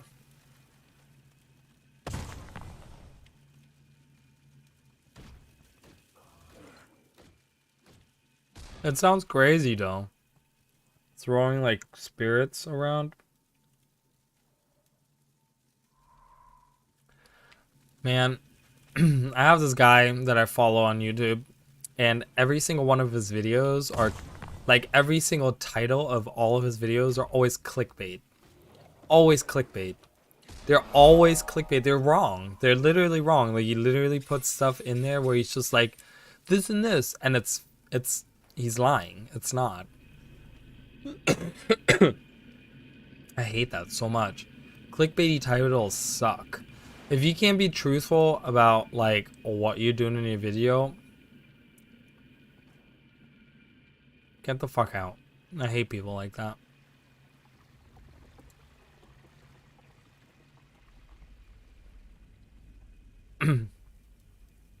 Like there was like one video I think that he posted where he was talking about like he does specific content. I'm not gonna say exactly what content because I don't want people to find him and be and like I don't know.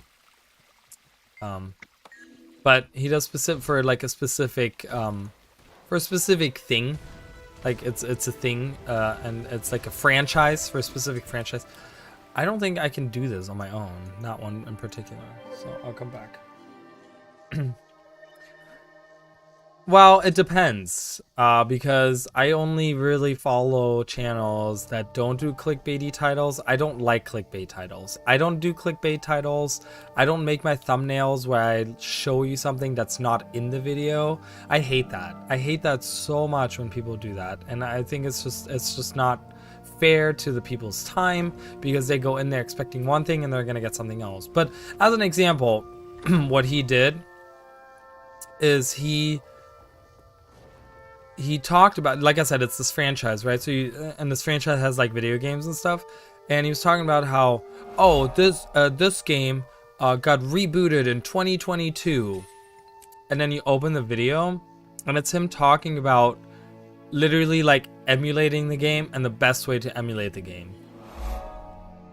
I'm like, that's not a reboot, like literally, like, or like rework even is what he called it, or something. I don't know, it was something really like extreme where I was just like, this is literally nothing what you're advertising on your title or in your because then in the thumbnail he had like some kind of, you know, it was probably like a fan-made picture or something that he found online where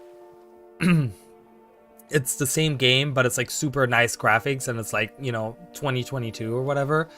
And I was just like, that's like, you're not even playing that game. Like, you're playing the same game from like 20 years ago just on an emulator and you make it look nice. That's not rebooting a game. Like, I don't know, I hate stuff like that. It drives me crazy when people do that. I don't know. And I hope that, you know, and that's the thing though. He has like 100,000 followers on his channel. Okay, he gets like probably like 50,000 views on all of his videos, like easily in a matter of like a week. And it's just like, but these are all clickbait. Like, do people not realize these are clickbaity titles? Like, all of these. Like, I like I said, I just saw this come up, this video of his that he posted. It came up on my notifications, and immediately, without even looking at it, just seeing by the title, I'm like, it's clickbait. It's not true. Because he was like, new game released in 2022, and I'm like, sure. So it's probably him doing the exact same thing where he's just like, you know, it's maybe like a fan-made thing or something that he has, and he's just like, oh yeah, this was released but it was made by a fan and it's not supported and it's probably still like in development and stuff. Like, you know, it's just like, oh man, I don't know. You know, instead of copyright infringement, we should have that. We should have clickbait infringement.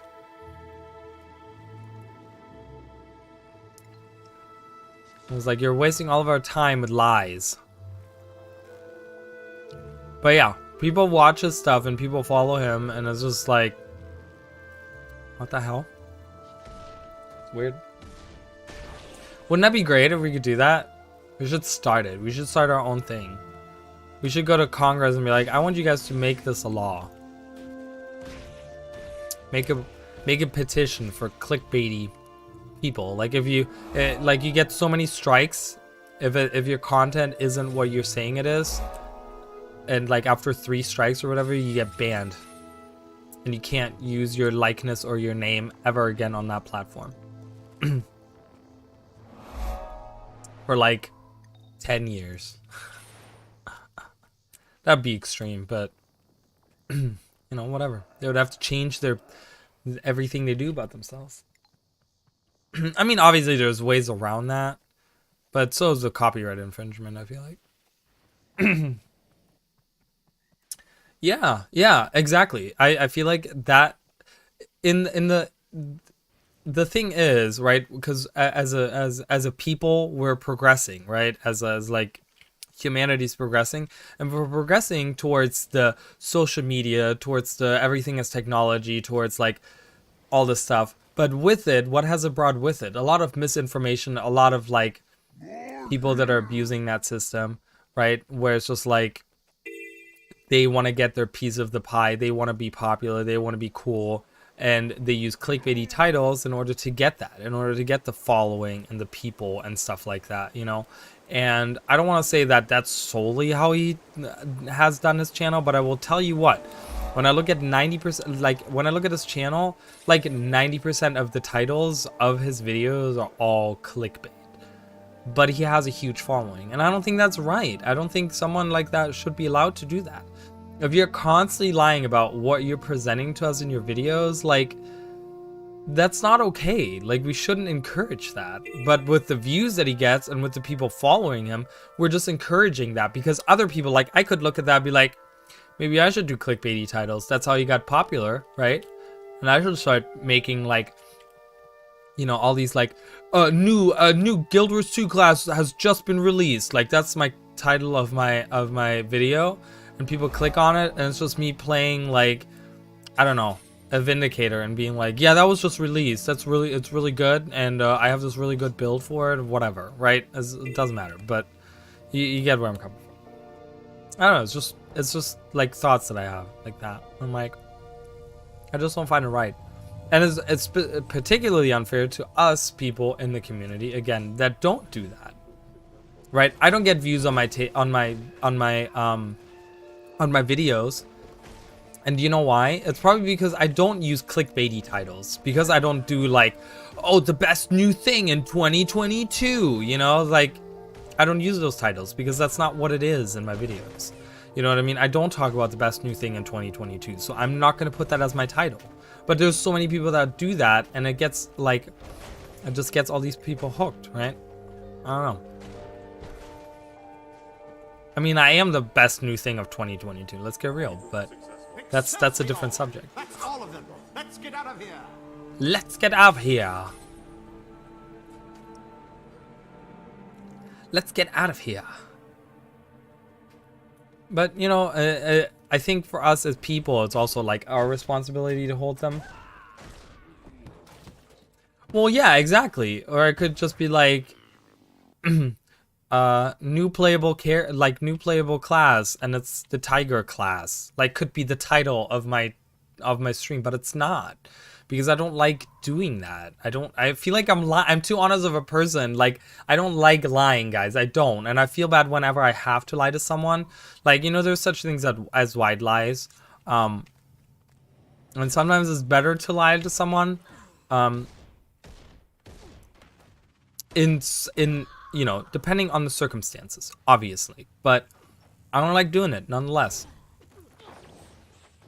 I'm usually very honest to a fault. And it's like, it's gotten me in a lot of trouble, okay? Sensors detect presence of unknown life form. Scanning student number. I was trying to do something, you know, it's really funny that you say that. I was trying to do something with alliteration in my title, and then I couldn't come up with anything because I was using C, and I was going to use cat, something with cat. So it's going to be like, scored 90 out of 100%. Pass. Tutorial shutdown. Imminent. Cat something. I don't know. I had like a whole thing that I was in the shower and I was like, cat and this and that. Like, I'd come up with stuff, but then I was like, I couldn't come up with the whole sentence. You did that so beautifully. I could have never done that. I'm gonna need you to name all of my titles from now on. Titles of all my videos. But yeah, it's cool, right? I mean, it's like, I don't know what's cool. I don't know what's cool. I don't know why I said that. I don't know what's happening in my brain. Apparently I'm dying or something. I don't know why I said that's cool. Nothing about what I just said was cool. But it is what it is, you know? And I think it's for us as people, like, it's our responsibility to kind of hold those people accountable, right? Because you go to those videos and you never see comments from people saying, well, you're not really showing off what's in your title. You get, oh, cool video, this and this and this, talking about something completely different. I'm like, so we're not going to even mention the fake title? He lured you in and he got you in there and you're happy about it? Okay. It's fine. You know, whatever. No judgment here. What is this? Look at this, guys. I'm not getting anything I need. Cute, cuddly, carefree cat cub causes chaos consistently. But it's not a cub, right? Is it? If you're talking about a cat, it's a kitten, though. Right? Is it still considered a cub because it's a tiger? I don't know. Maybe I'm being too technical about it. See, that's what gets me in trouble, because I sit there and I'm like, is that correct? Is someone going to judge me for using the wrong term? No, I want someone to explain to me, did this wow. I don't know what happened there. Did this cube used to always go way up out of this? I remember it floating down here, but I never remembered it going all the way up until like recently, and I was like, did this always like float way out of the structure? A baby tiger is a cub. Okay. I mean, I suppose you're right, because it's like a lion cub. You know, they're like pretty similar.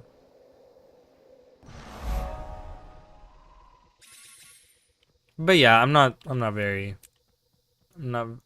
creative when it comes to that. I'm not very creative, period.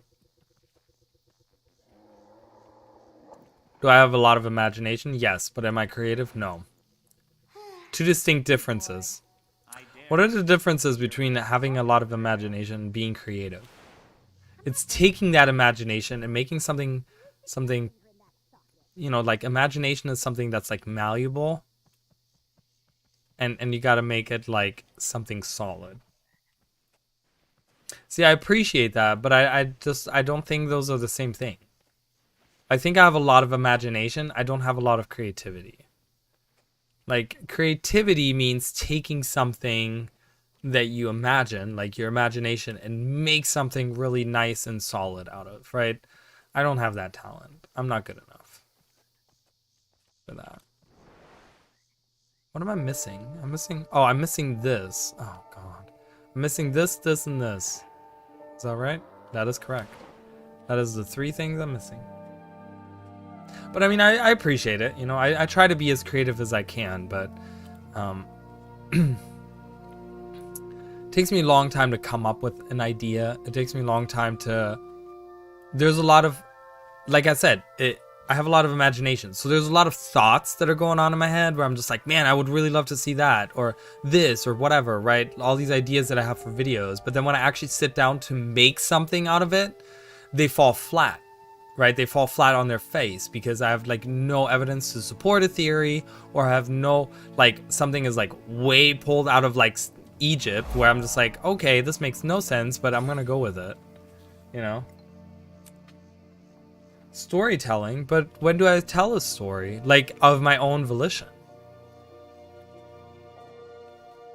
My videos are creative, yes, but if I count the amount of videos that I have versus the amount of ideas that I have and imagination, and it's the things that I imagine, the videos that I create versus the videos I imagine that I could create, the number is staggering. Because it's literally like 100 to 1 on the imagination side.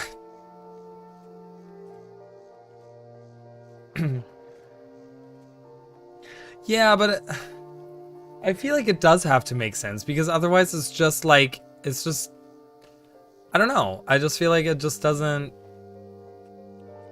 I don't know. There's just something about it where I'm just like, oh God, I can maybe be a part of that. No! Let me through. I must get there. I must get credit for this. Stop! I'm coming! Oh, great. He's down. That's not a good sign. I'm dead. Oh, we got it. Wait, what? Oh. The one guy got revived. Whew. I made up so many stories about the char tanks. Did I make stories up about the char tanks? First of all, okay, and I'm not trying to dismiss you. I understand that I understand where you're coming from. I totally get where you guys are coming from. But I like to be realistic about those things. First of all, that video took me like 2 months to make, okay? And it was a whole month of me trying to come up with stuff, okay? And it wasn't even... That video is only like 13 minutes long. It took me a month to come up with enough stuff to fill 13 minutes on a video. That, I don't feel like that's very creative. You know what I mean? Like, I had to really squeeze on my, like, creative mind, you know, the tiny bit that I have, to get something out of it. You know what I mean? Like, I don't know if this makes sense. No, magic, not alchemy. It's magic, okay? Which is the... I guess alchemy could be a type of magic, right? Well, I appreciate it, but I just think that very creative people can come up with stuff like Spectreus came up with the like 2 alliterations so quickly, right? That to me, that's creative. That shows that there's a creative mind working, right? And it goes back to how he was talking about his music, right? I'm not a musician. I don't think I could write music ever, but it's like there's that mindset. That's like, to me, that's a creative mindset. I could never come up with that alliteration. Like, I literally would like stumble over my words before I would ever get to that point. It took me an hour to come up with half of a sentence, and the sentence was shit.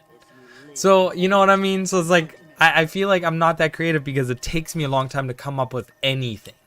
And then I have to like piece it together. And I feel like that's why like my videos don't do that well. Because it's just sometimes people are like, I think you're reaching a little bit. And I was just like, okay, maybe I am reaching.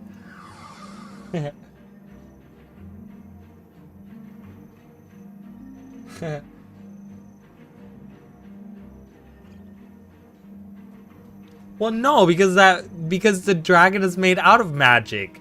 This whole world is made out of magic. So the core of Tyria is made out of magic, and Primordius is magic, so you can just travel through there.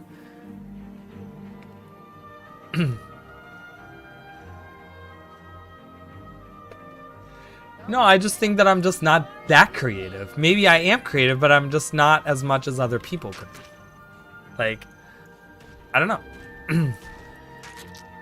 I'm trying to find reasonings as to why I'm not popular, guys, okay? And you guys are leaving me with no answers.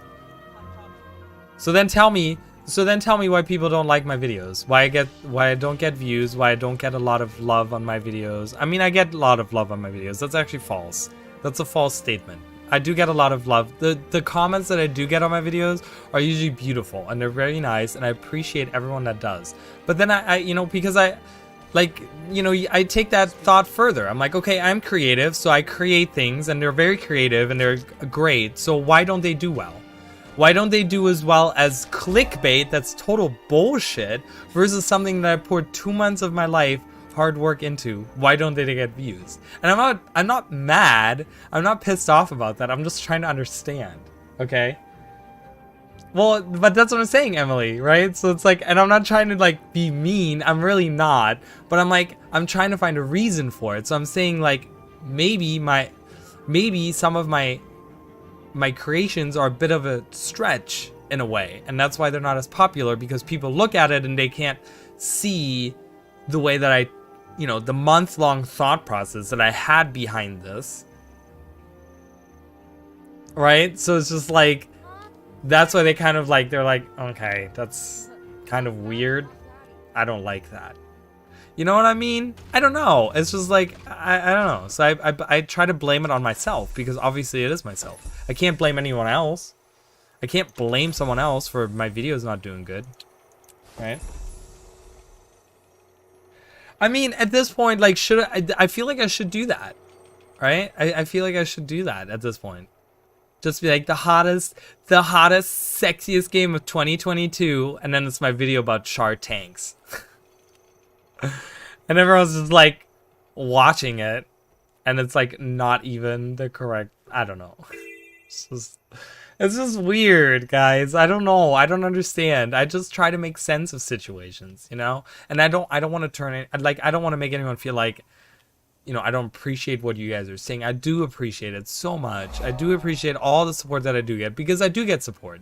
I just feel like I should, I feel like, and I'm arrogant enough to say that I feel like my videos are good enough to get more support, to get more people watching them. Like, you know what I mean? Like, I'm arrogant enough to say that about my videos. Because I do think they're good. Because I do put a lot of effort into my videos, and they're not clickbaity, and they're not just like me 10 minutes talking about some kind of blog post and then claiming this as to be the new news of 2022. You know what I mean? Like, they're actually like animations and you know, I write out scripts and I do all these things, right? And it's just like, I put a lot of effort into that.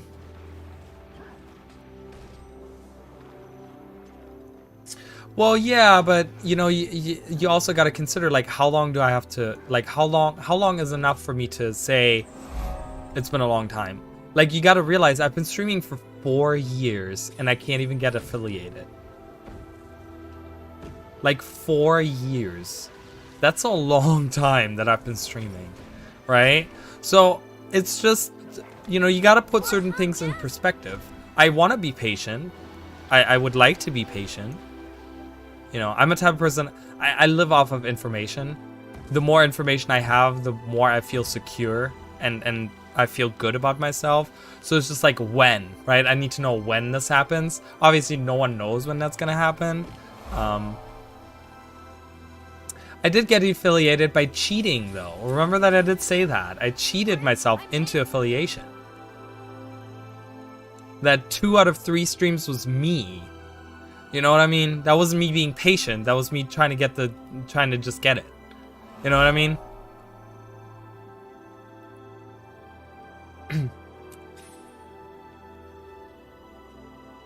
But yeah, that's the thing. You know, it's like, and I would never say about my videos that they're not creative. It just takes me a long time to come up with this creative stuff. Like, you know, I don't know. Like, I guess maybe saying that I'm not creative is not exactly what I'm looking for in terms of like what I'm trying to say. But it just, I'm really slow on creating something. Like coming up with a full thought.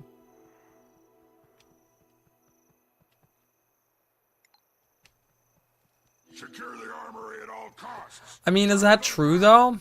Is that right? Is that proven? I don't know.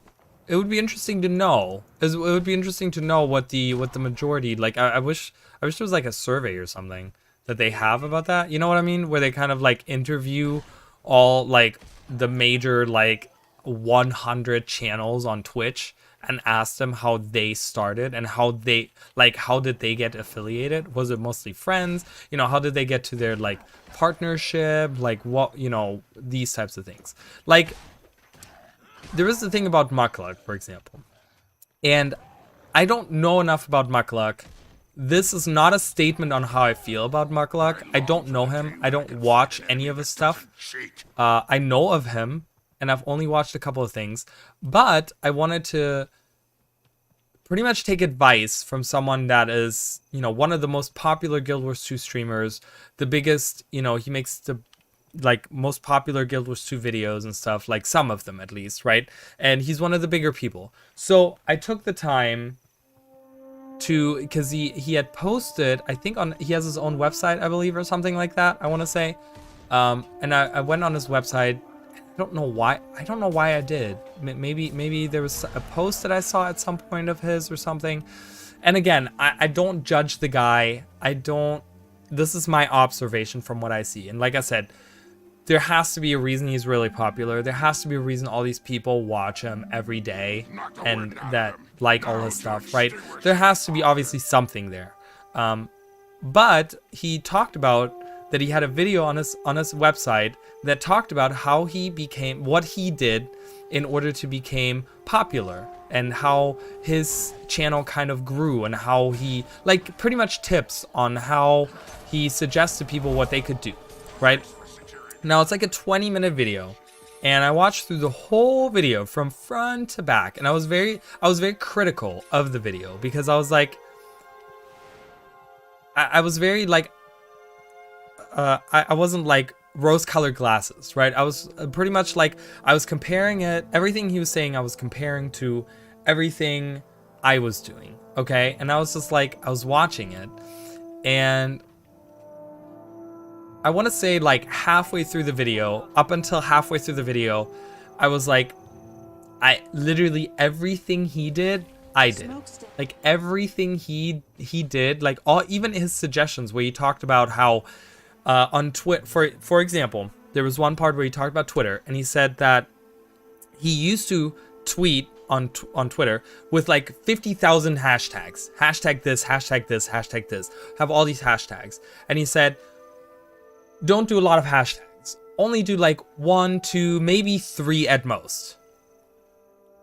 What do I do when I tweet on Twitter? That is what I've ever done, because I know that it doesn't work when you have too many hashtags.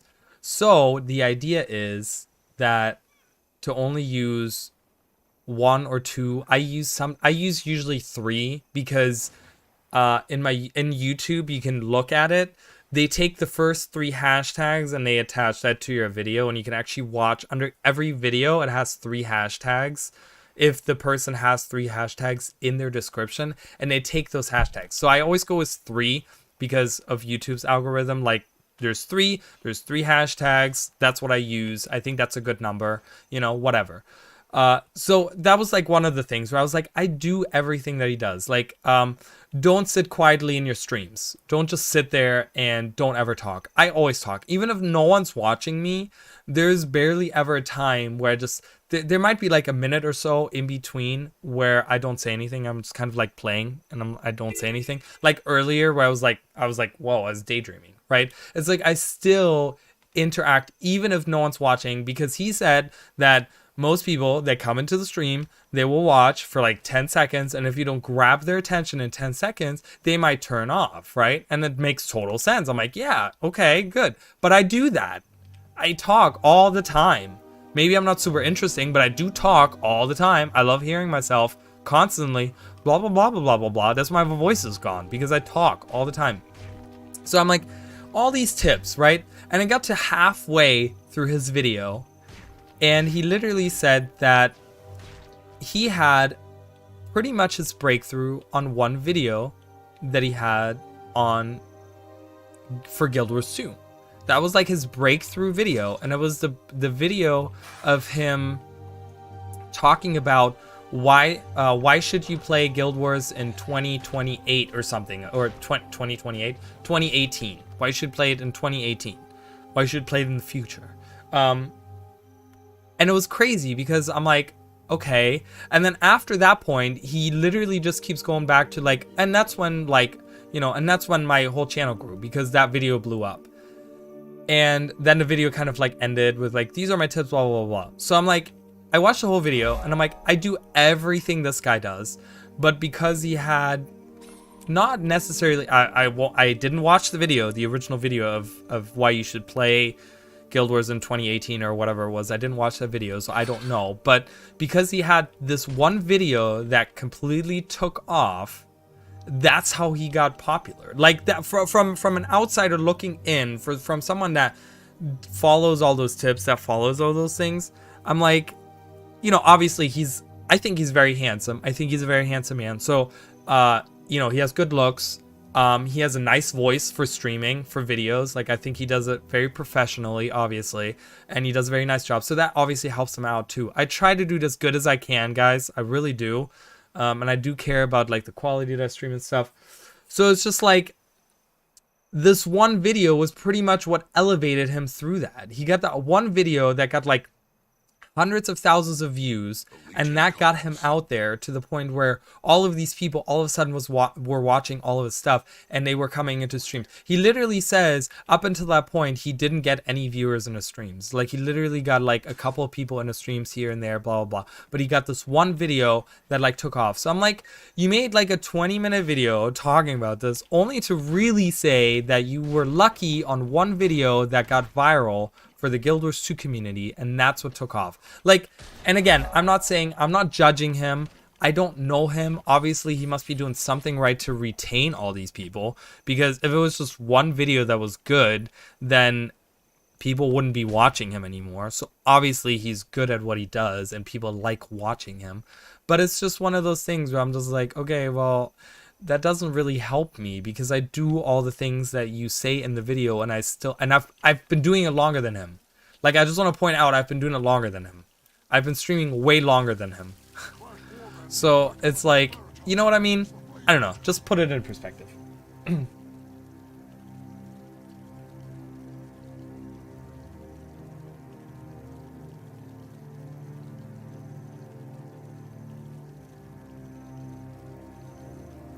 Well, from what I understand though, because you can go back, I can look at his YouTube channel right now. I don't see, because I don't think he's been doing it for that long. So maybe he might, you know, he might also be an exception, obviously, right? He might also be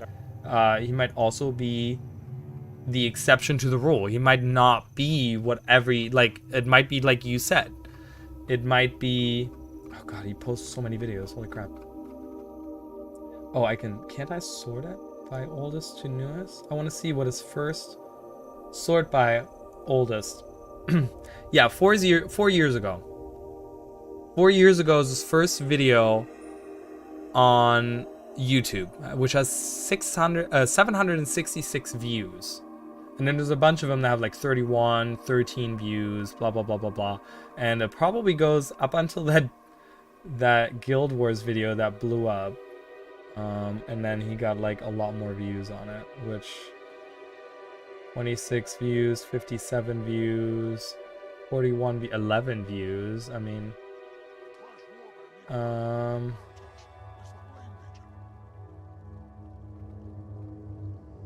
holy crap. He posts so many videos, holy shit. I want to find that one particular video, or I want to find like a point where it starts increasing like crazy. So there's Guild Wars. I see Guild Wars stuff is happening here, okay? And this is where the numbers are kind of increasing already. Let me look, let me see. Oh yeah, there you go. And then there's one video that he has from 3 years ago that has 10,000 views.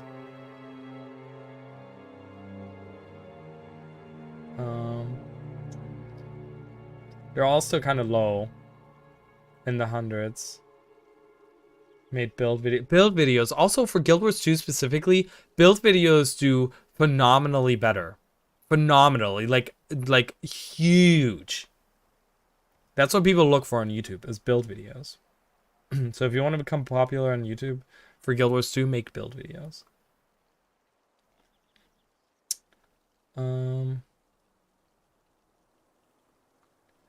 I don't know, I can't find it. He has way too many videos on his channel.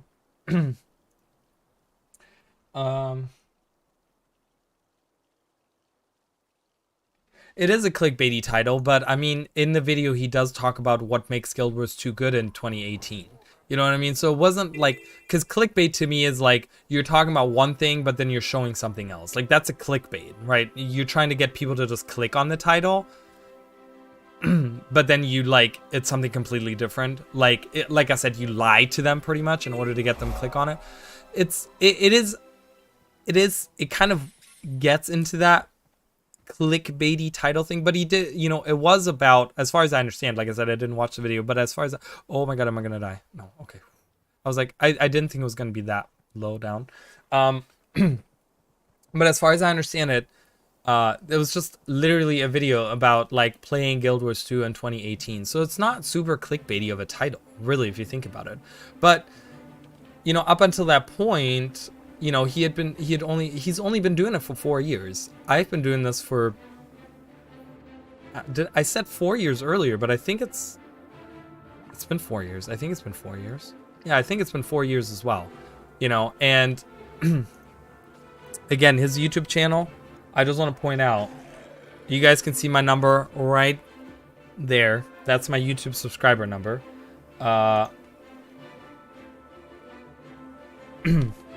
And we've been doing this for the same amount of time. He has 65,000. 65,000. So it's like, we've been doing it for about the same time frame, because he's been doing it about 4 years.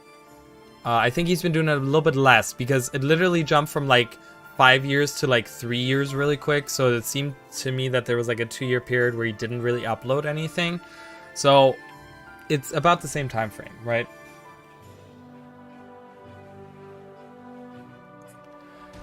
Well, he does stream on Twitch too. You can look at his Twitch stuff. Is he streaming right now? He was earlier.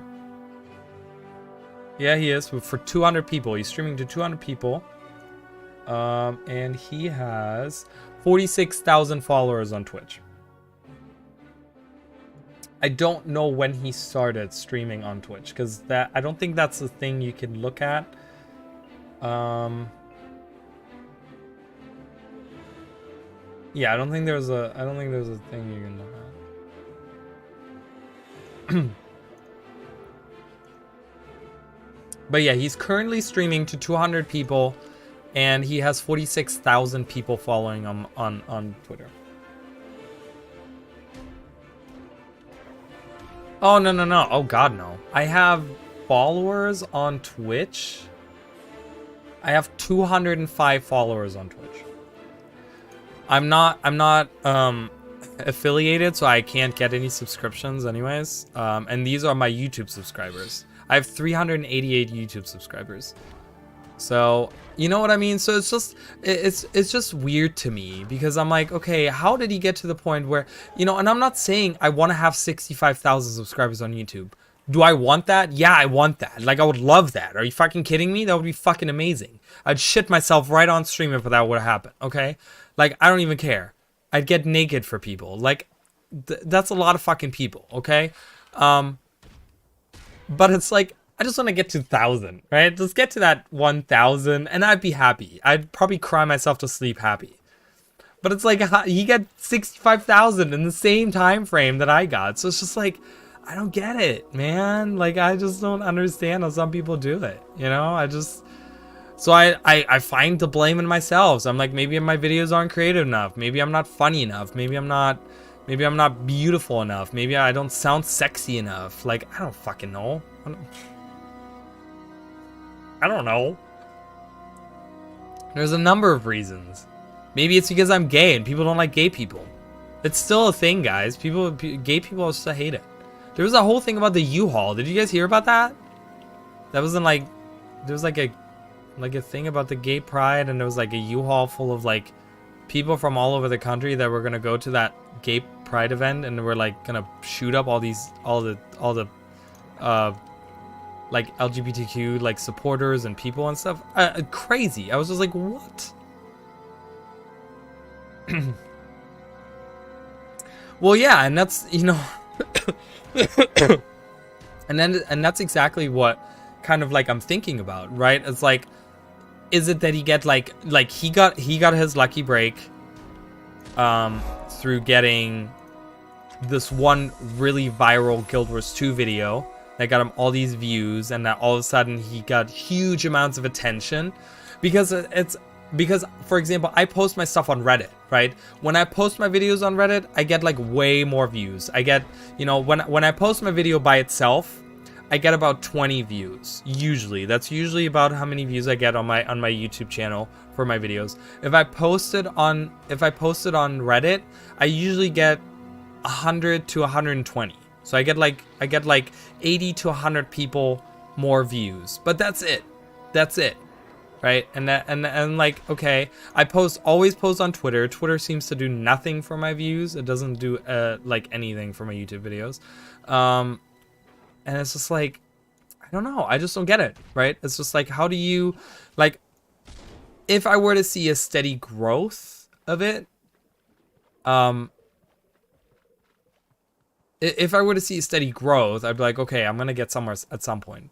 But it seems to be that you have to be lucky at a certain point in time. You know, the stars have to align for you, and bam, a lightning strike comes down, and all of a sudden you're popular. Or you have to have big boobs.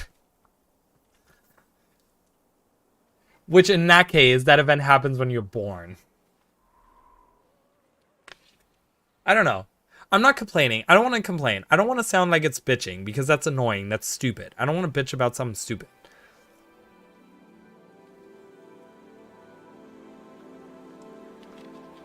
But again, I want to know why. I want to know how.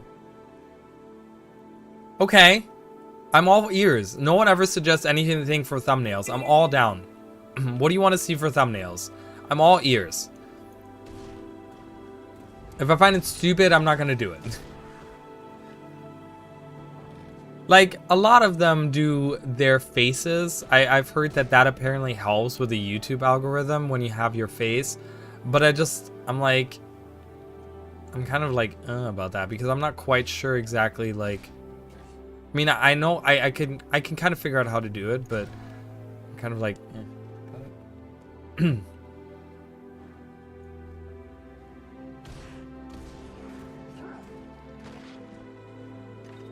I try.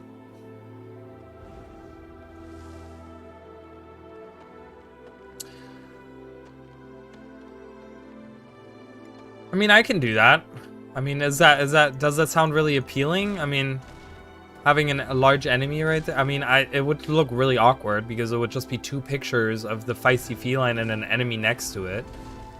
You know, like, I don't know if that would be so much more appealing to people. Like, would that be more appealing? I'm not saying that you're wrong. I'm just trying to understand, like, would that be more, like, is that what people want to see? Like, I don't know. There's like, you know, I like suggestions for thumbnails, for example. Like, I don't know. I just create them and no one ever says anything about them. So I'm like, oh, whatever.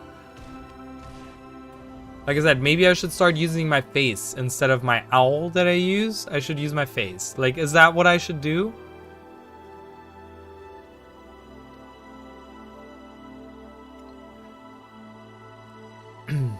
That's it? Nothing else, though? And just, should I still put text on it? I should obviously still put text on it. Wait, has this cave always been here? I don't remember this cave. Is this a new cave? I always remember there only being one cave. There are too many. We'll never hold them back. That's weird. Has that cave part always been here? I always remember that other cave up there. But no, there has always been a cave right here. Man, maybe I can't remember.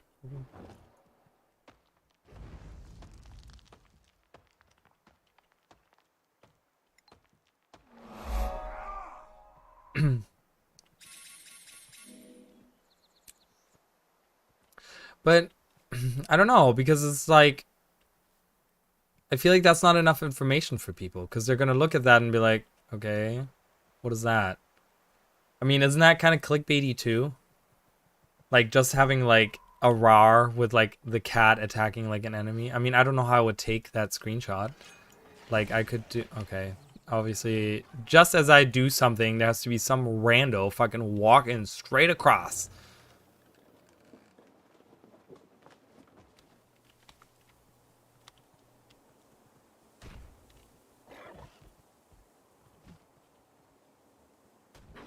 Like, I could take a screenshot like that, but you can't barely even see anything, so it's hard to like take a screenshot like this.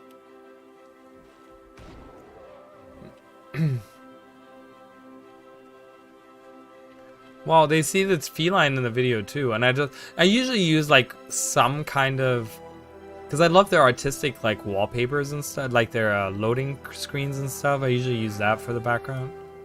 A lot of those. I mean, I can change it and we can see. Maybe it brings in a whole bunch more people. I don't know. I'm down for it. I don't care. Who cares? Right? I can create something like that. I try to be very consistent on my on them, because I want people to see a thumbnail and know it's my thumbnail. You know what I mean? I use the same writing in all my thumbnails, the same font, the same, you know, whatever, right? And because I want people to know, like, hey, it's a Raleigh posting a video, or hey, it's a Raleigh streaming, right? And it's like, I want people to recognize, be like, oh, I know that, right? And I want to watch that, right? So it's like, get out of here.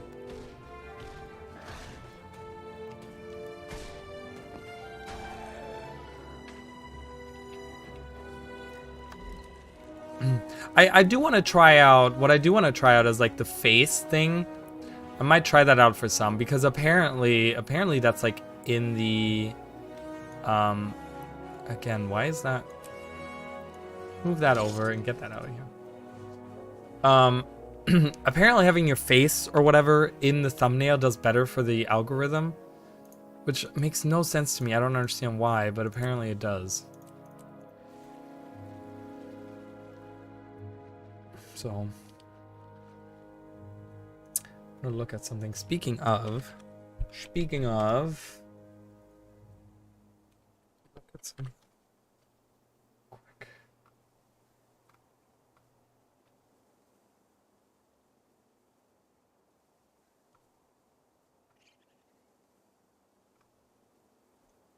Hey there. I'm looking on Mucklucks again because I want to see most popular. What's his most popular? Why? So, oh, actually, his video, the video that I'm talking about is why play Guild Wars 2 in 2021, explaining the what? Explaining the appeal and comparing to other games. It's a 12-minute video that has 449,000 views.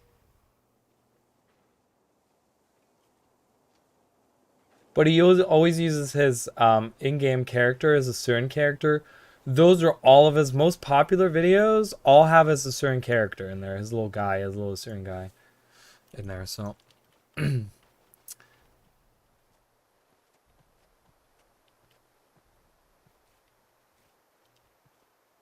the video is. I mean, my videos are nowadays my new videos are short too. Look at all of my videos. My videos are so short now. They used to be like an hour long. Oh my god, guys! I had to today. I had to go and I had to reinstall my Chrome because I had like malware on my freaking Chrome. It was fucking up my everything. Okay, it was not a good time.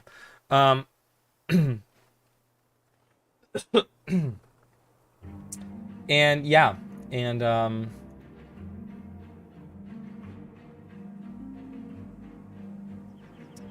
my playthrough series are an hour long. So my playthrough videos are an hour long, and I usually keep those thumbnails like it's in-game screenshots of something that's happening in that episode, okay? So my playthrough series is like that. But then if you look at like see, these are long. My action camera video and my tips and tricks video are like at 2,000 views, which is really, really nice. And I really appreciate people watching that, especially my action camera video. My action camera video is one of those things that I want people to watch, all of them. And my tips and tricks are pretty good too. Let me look at something recent. Let me look. What's the last video that I did? Like structured video was my Easter eggs. My animals, facts, and Easter egg video part 2 is a 10-minute video. I got you. Okay. But yeah, I mean, I don't know. I mean, it is a well-timed video, yes, but even then, I mean, I don't know. Didn't I do my tips and tricks like right after the pandemic, like while people were still at home, you know? So it's just like, and I think I put new player in there as well in the title and stuff. So I don't know. It's just interesting to look at that, how, you know, one video can make or break someone like that. You know what I mean? I think that's how a lot of people that are like, you know, quote unquote famous, and I will not use the I name for those people, okay? The I name is cancer, and I will never use that name. When I see that, when people use that title for people like, and you guys can guess what I mean by I, but no. Like, it's just the letter I, because I don't want to say it. But a lot of those people, they have like one breakthrough video, right? They get like that one video that gets them a breakthrough. So I always hope, I'm like, every video I release, I'm like, I hope it's my breakthrough video. I hope it's the one that gets like 10 million views. I mean, my most viewed video was from last year, and it was my Elite Specialization Speculation. I did a second set based on the feedback I got from my first set, and it was a I want to say 45-minute video of me talking about like 9 elite specializations that I come up with based on community feedback, based on what I had read about like community stuff or whatever, and that has like 26,000 views. I was like, what? That many people watch the video, which is like amazing. That blows me away. Every time I look at that, I'm like, that's not me. That's not my video. I can't believe it. Well, no, it's a tips and tricks for new people, though. Isn't that what I called it? I probably didn't call it that. I probably should have called it that. But It's a tips and tricks for like not people that are new people that are playing. Like I don't know, when you think about that, as like tips and tricks, new player tips and tricks. So it's new players looking for, like a lot of new players will be looking for videos on Guild Wars, right? Like they will look for videos even after they start playing, because they want to learn more about the game. So they start looking for build videos, and they look for tips, and they look for certain things. I have that video has like good information in there. Like I haven't watched a lot of tips and tricks videos by other people, but I think I have some stuff in there that people don't know. Like there's a lot of cool stuff where I'm just like, oh yeah, you want to know that. Well, yeah, I know, but I mean, like, I don't know. It's newer people though, still. It's like I get what you mean. I know that appeals to people that are not playing that game, but you got to also understand that from that point on, the people that are watching his videos are probably not, like, even if that is for people that are not playing the game, he's been supported by people that are probably playing the game. Like, he didn't get to, you know, I know that that's one video that got him like huge, right? But it's like all the other videos he does now and the streaming that he does is probably by people that are playing the game. They probably started playing the game after that video. I get it, right? But I don't know. I don't, and that's not the channel that I do. I don't do that. I don't, because it is, for my taste, it's like you said, a little clickbaity. I don't like to sit there and be like, new player guides and you know, like why you should play the game, why it's better than WoW, why it's better than ESO, why blah blah blah blah blah. Like I don't do that. I talk about lore. Like most of my videos about lore and theories, and that's just I just make niche content. That's the issue with it, right? I do very niche content where I do most of my videos that are like, if you look at my unpopular videos, it's about it's about just theories and stuff, you know? It's like that type of stuff, so.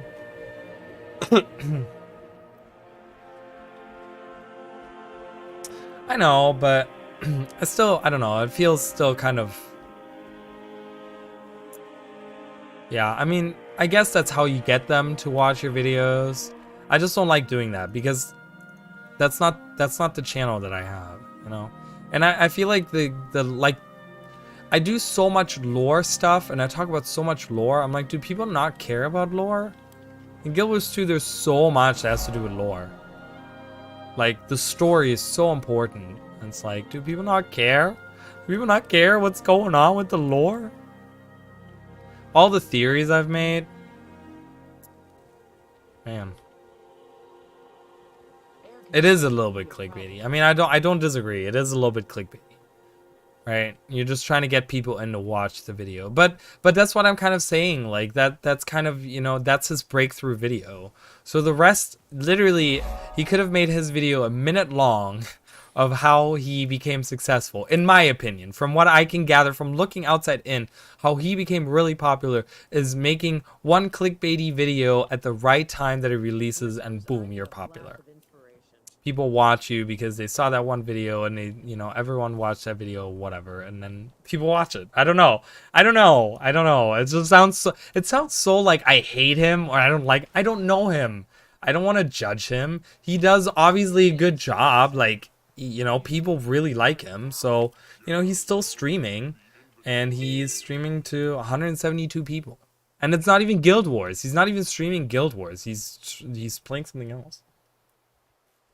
Until she falls asleep.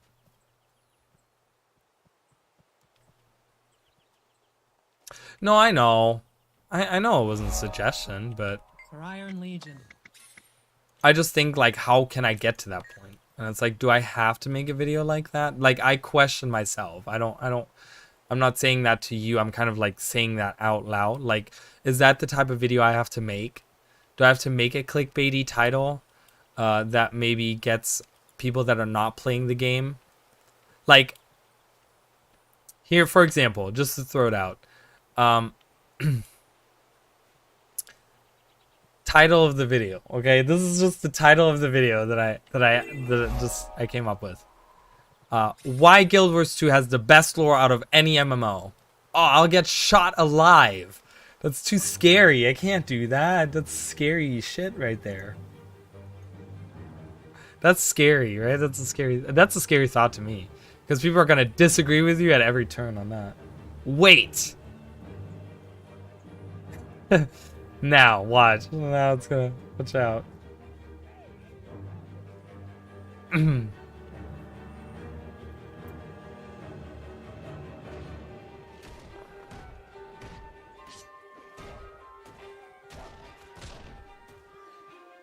I mean, I could make a video like that. I should make, dude. Okay, so because we're just talking about this, right? We're just. Oh no! Don't do that. Don't make me hate you for something. I don't hate anyone. I don't hate you guys. I don't know you guys well enough to hate you. I would never hate you, but if it's something that's gonna embarrass me or something weird, like, don't do that. I'm gonna say this. Oh god, what is it? What are you gonna do? I don't like surprises, okay? Like, I'm not a fan of surprises. I'm always like, I need to know everything that's happening in my life. This is so funny. I love it. That's really funny.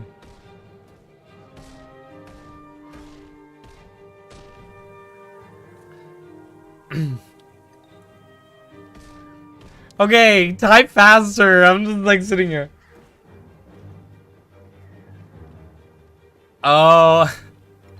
No, and I'm actually surprised, but that's a clickbaity title. You know what I mean? Like, I came up with this idea, and I can tell you what. Okay, so, all right, so let's go back to the creative thing, right? Let's talk about the creative thing again. So we take that idea of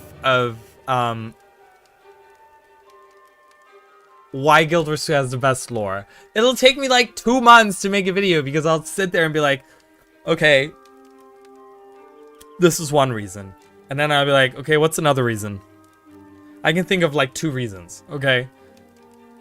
And then I'm like, I can't make a video on 2 reasons, so I have to make up shit. And I don't want to do that. Now I gotta make it. That the war is over and they lost. And before we did all that, that was kind of my idea. I was like, maybe I should make this really clickbaity fucking video. Make it as clickbaity as fucking possible, right?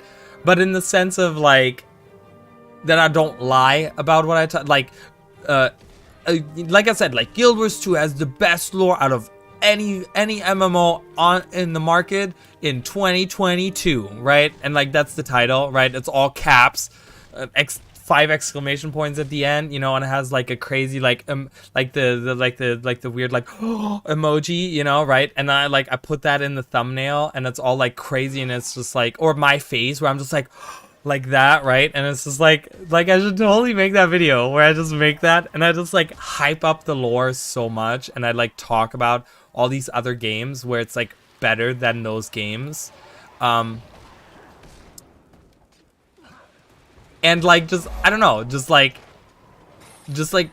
come up with all these like weird fucking reasons and just like pile it on, right? Just pile on the just like load of garbage and see how well the video does.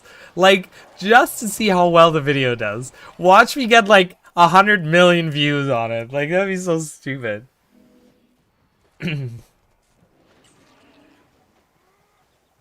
It's magic, bro. Come on, what's so hard to understand about that? Yeah, exactly. Magic. Hello? Yes. No.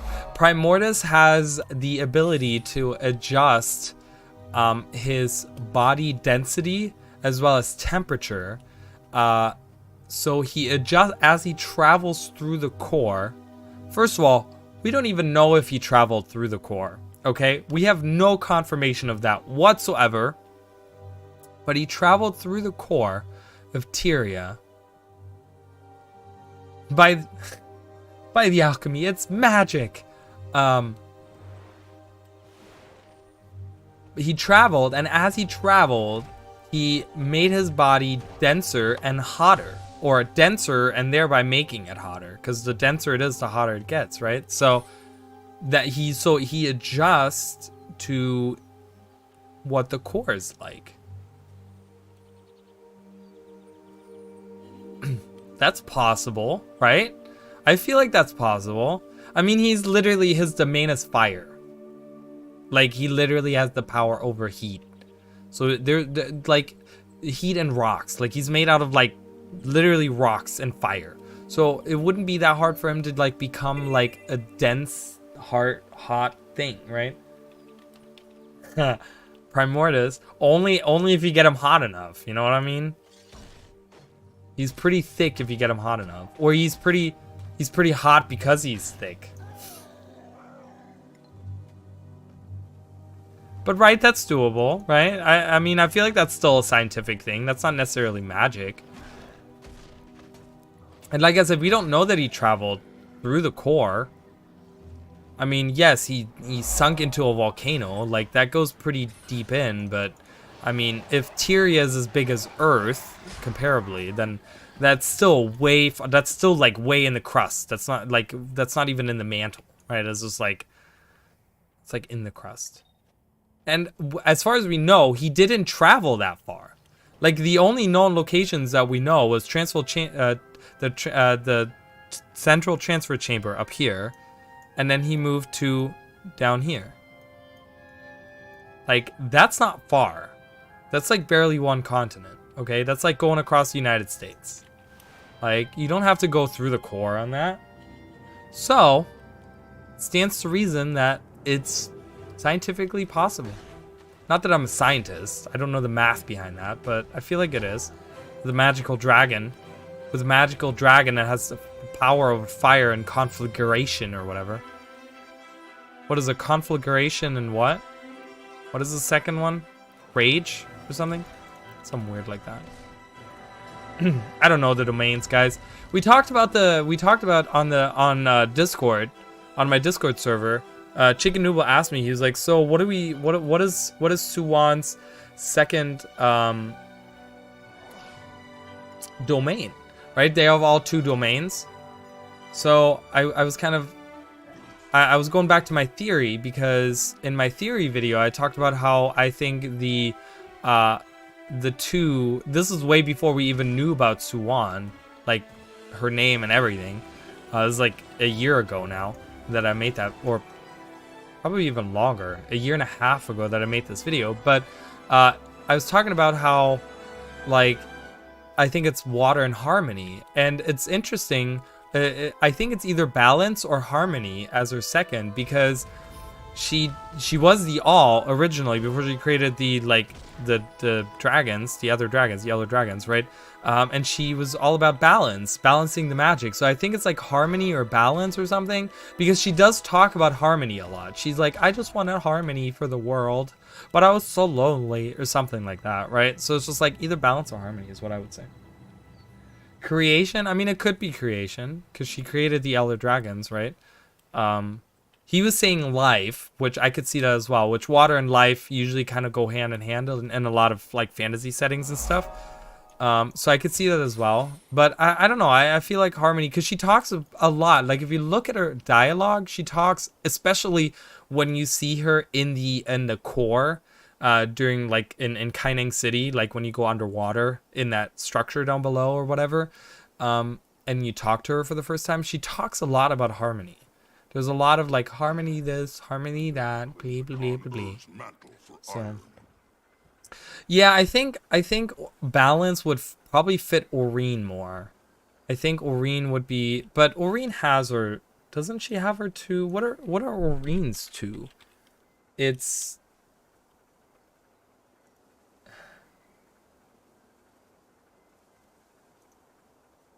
she's crystal and light. Crystal and light are her 2 domains. So balance isn't her domain.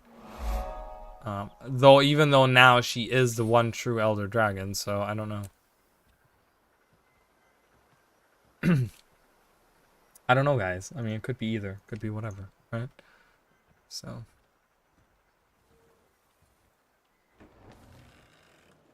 Smallness. More like swollenness now that she's like pumped up with all this fucking magic. She's a swole ass fucking elder dragon.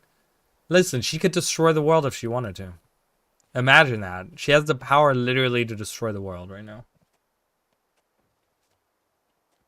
Well, I think, okay, so I think she chooses to be that small. Like, I think that it's, and it's a weird comparison that I was like, what is that? It's one of my hairs right on in the middle of my nose.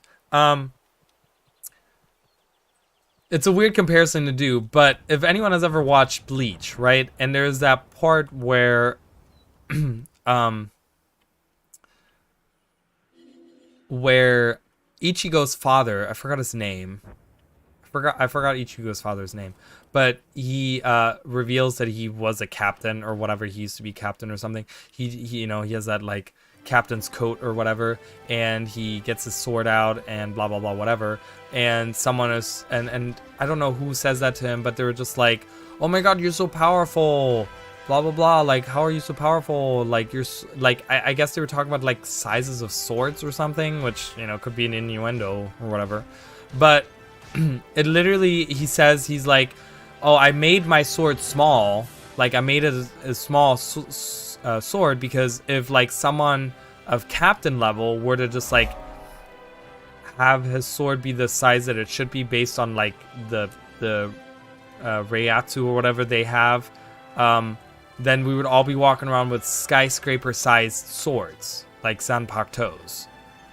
And that's the comparison that I always drew to the Elder Dragons, where they choose to be small, or they choose to be big, you know, based on how much magic they have consumed. Like, that's why Primordus was so big, because he was in this, like, you know, lava underneath the ground, and there's so much space that he can just, like, be massive, and he's just, like, you know, if energy is magic in Tyria, like, that is a lot of energy down there, so you can absorb all this, like, energy and just become massive, right?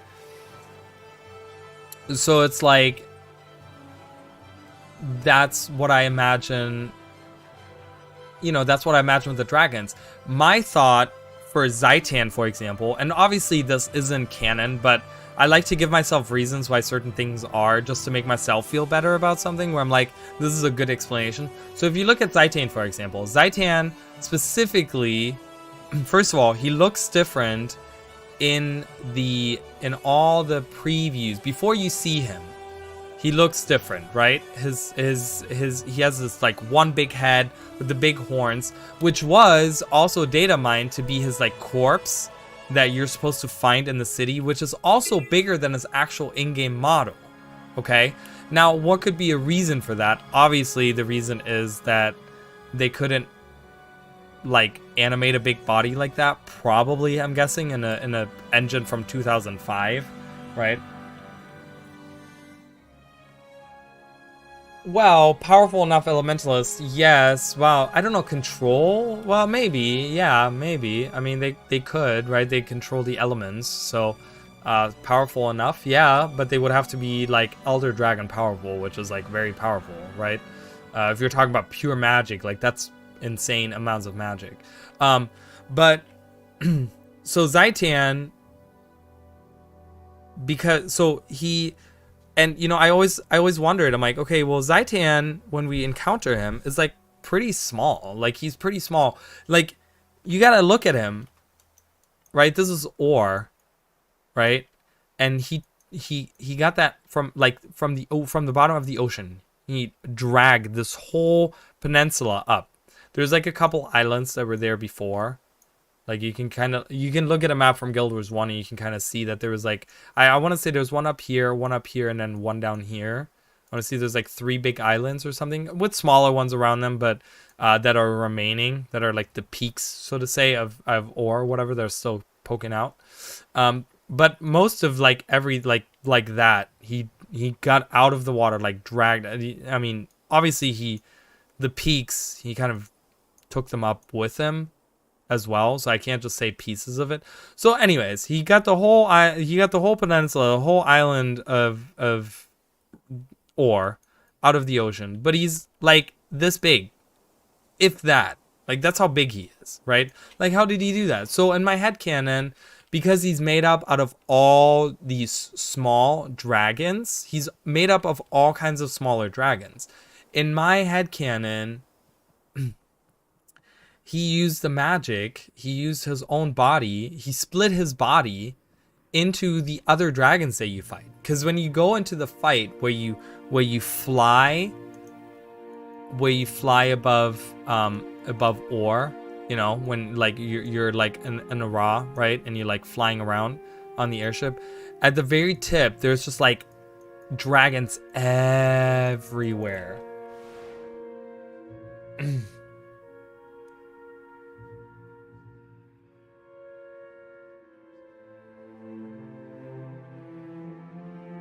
I don't know about that, because the elder dragons also are, originally they were supposed to be like forces of nature, and there is that part where I don't know if you've read the books, but there's the book An Edge of Destiny, which talks about Destiny's Edge, surprisingly, and how they got together and stuff, and it talks in their fight against Kralkatorrik, and it talks about how they banded together, and Zoja's master, Snaf, mentor, not master, mentor, Snaf, created a device to control elder dragons. And he tried to do that through his golem. He tried to control the elder dragon.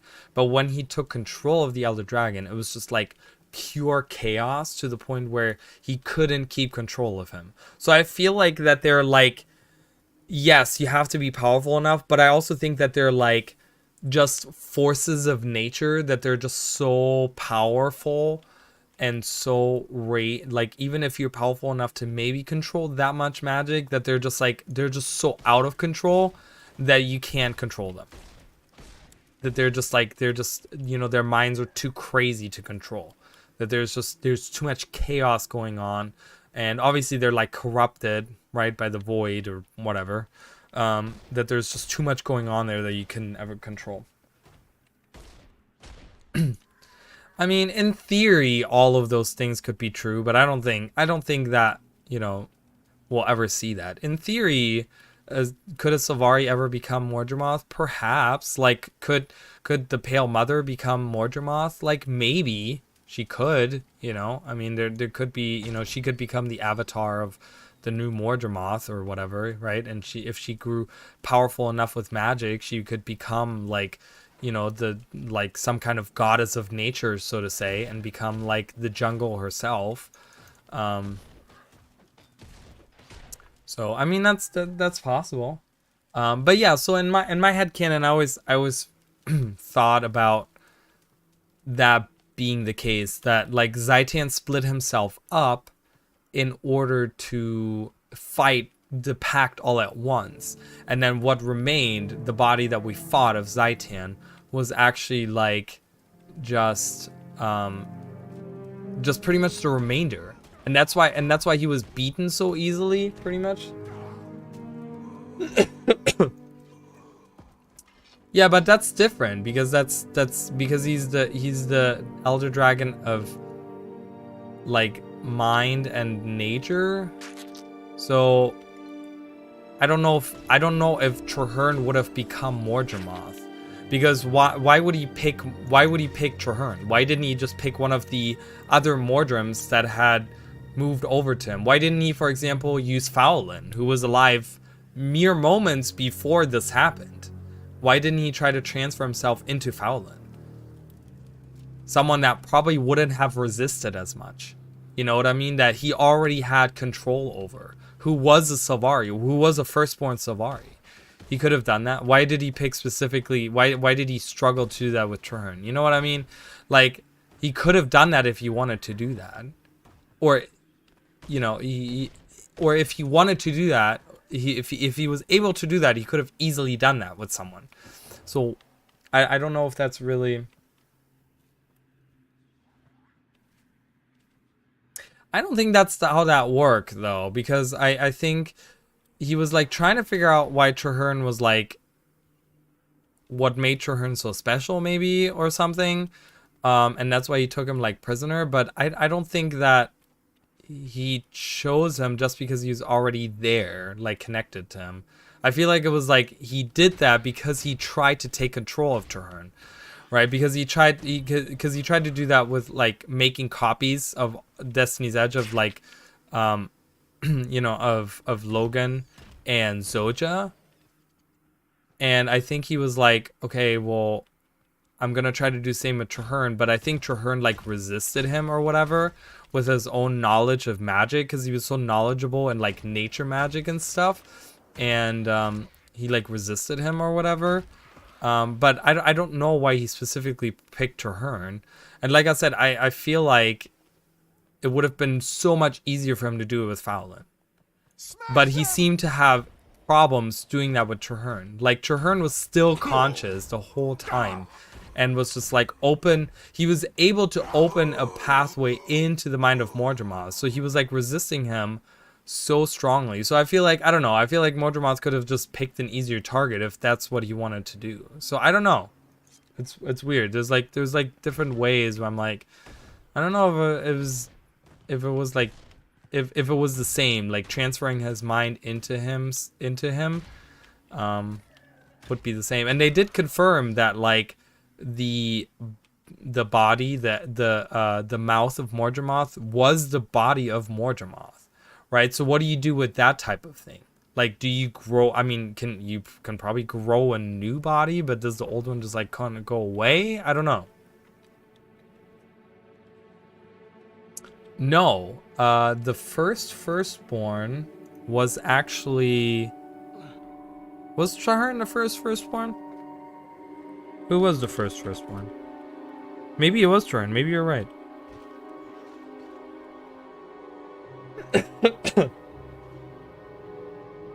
He is the first. You're right. No, this... Wait. So yes, he is the first of them.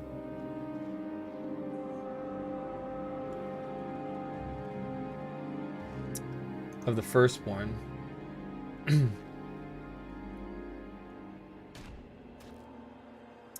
I want to look at...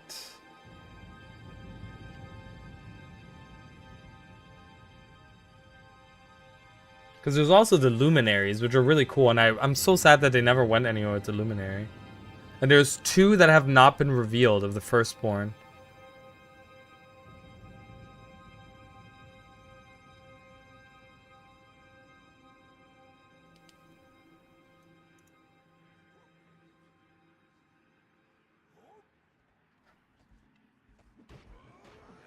Well, yeah, but I don't. Is that the requirement for Mordremoth to like why would it have to be the firstborn Sylvari? Why couldn't it be like the Pale Tree, for example?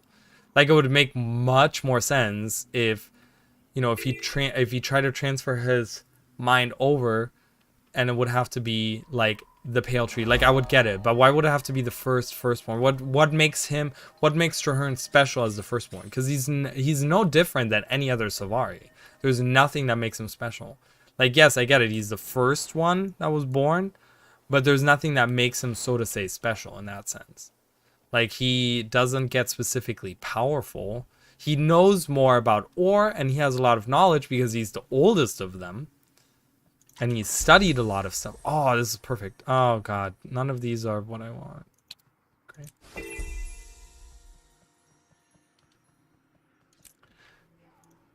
No, the original owner was... And that's who I was thinking of first, but he was the first one to die. That's what I confused. He was the first one to die, which was Rhiannoch. Rhiannoch was the first one to die. He was the first Sylvari to die, and he's one of the firstborn, 12 firstborn. But there's 12 of them. So we know of Ife, or whatever. She is the luminary of the dawn, of the cycle of dawn. Then we have Kaith, obviously. Dagonet, who is the scholar that you see. You see him all around. He's in a lot of different places. He's an ore at some point in the Siren's Landing.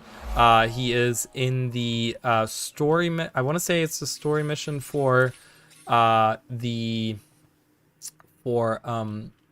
Kataka's Manor. He's the blue guy. He looks really cool. He's the blue guy. Then you have Fowlin. Cahadens, who is the Dusk Luminary.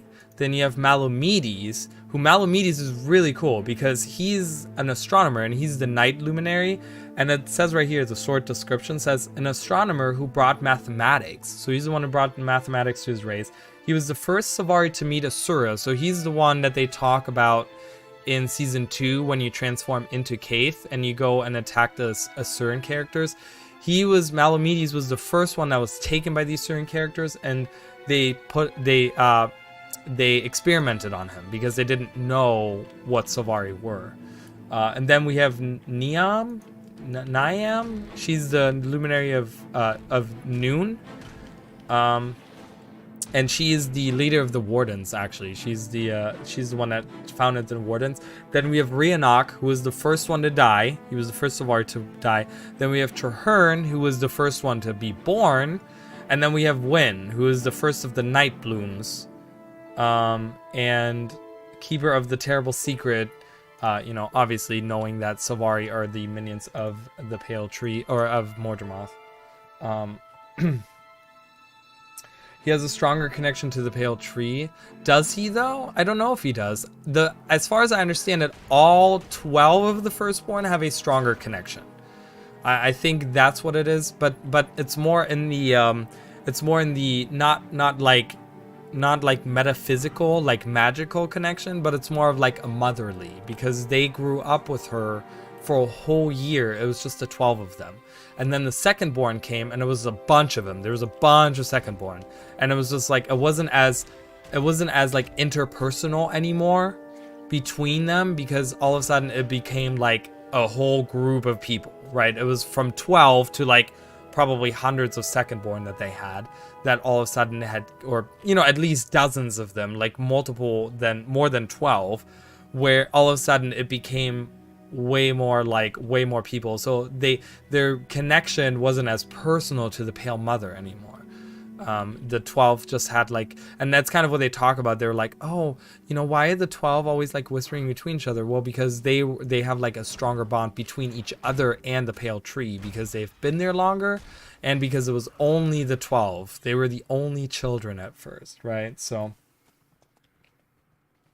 I mean, and like I said, I feel like that would make more sense in that idea. I feel like if Mordramoth would have tried to take over the Pale Tree Mine, that would have made totally sense to me, because she's the one that creates new Mordrim, Sylvari, right? So it's like I would have totally could see that, but I don't know. I don't know what would make Traherne special, right? So I don't know. Well, he attacked her, and he attacked her even in the mind space, like the dream. He attacked the dream, but I don't think they explicitly ever say that he tried to take her over, because when the shadow of the dragon attacks, they literally talk about how there's one Savari that says it tore at her in ways that we don't understand, right? But it was like, because she's the caretaker of the dream, so it just kind of attacked her and tore at her in like these different ways in the dream. But they never explicitly say try to take over. They never say that she tried to that Mordramoth tried to take over the dream, or take her over or something. Not as far as I've known. If there is some kind of specific dialogue that says that yes, he tried to do that, then I'm wrong. But not that I can remember, anyways.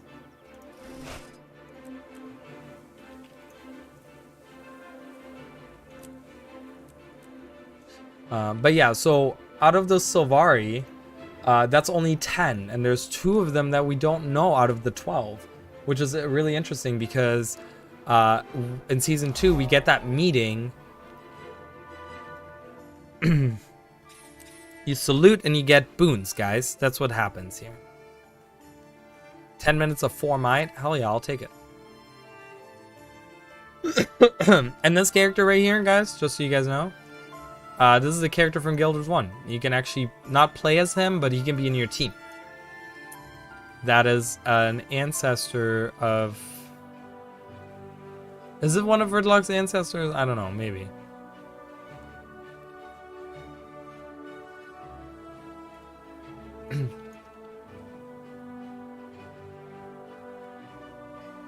Oh yeah, obviously, right. But I don't think there was ever any dialogue about that. But then again, we also haven't talked to the Pale Mother since like forever, okay? Like we haven't spoken to her in forever. So it's like we don't even know what's happening. And we never really got an explicit explanation on a lot of things that were happening. I mean, maybe like we, you know, there could be some kind of canon about while we were fighting Mordramoth, and maybe once he realized that he was like losing the fight or something, maybe he tried to like take her over, all right? And there was like another attack on her that we never heard about or something. I don't know. I will say that I am glad that the dragon story is over. Wait, light torches? Wait, where's this? Oh, this is this. Yeah, let's go down there and do that. I like that. I am happy that the dragon story is over. I'm kind of tired of the dragon story.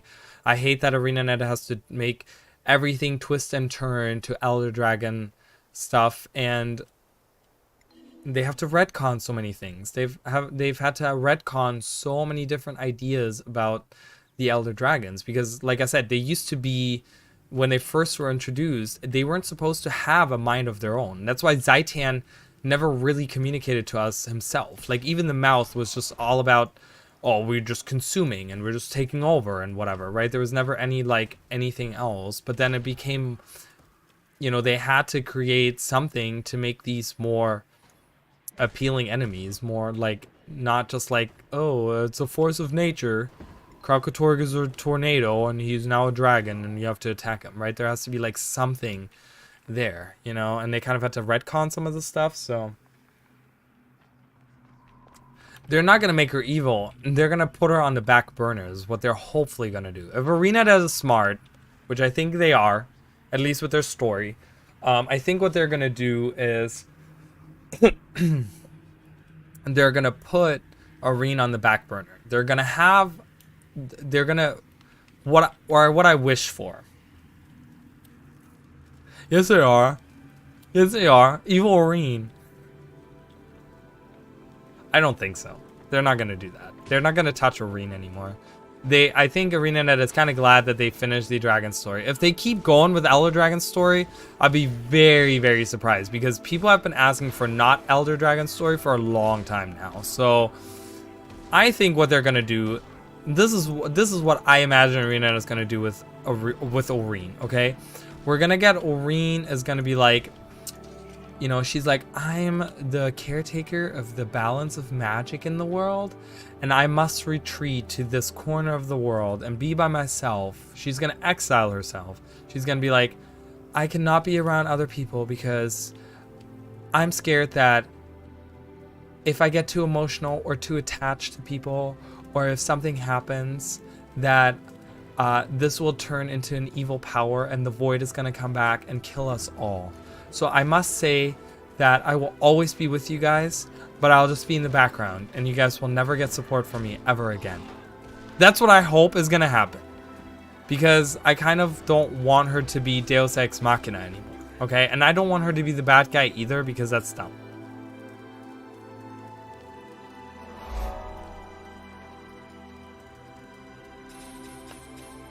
Well, no, I know, but dyeable weapons are hard to make. Like doing a different story is not that hard anymore, because we finished the Elder Dragon story, so it's a clean slate. So we can step away from the Elder Dragon story. Making weapons dyeable is hard to do because they weren't created with dye channels. So that's why they're not going back and redoing some of the older back pieces, because the older back pieces also were not created with dye channels.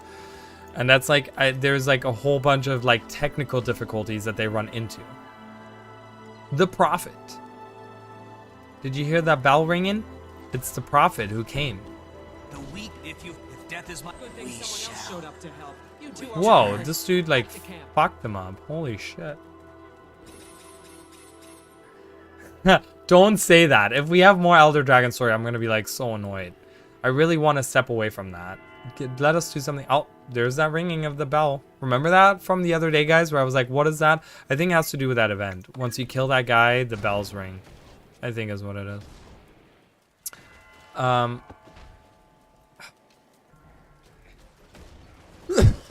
Great, I just died. Awesome. Sorry, guys, I coughed right in the microphone. I'm really sorry about that. Yes, someone finished it for me. Thank you. Thank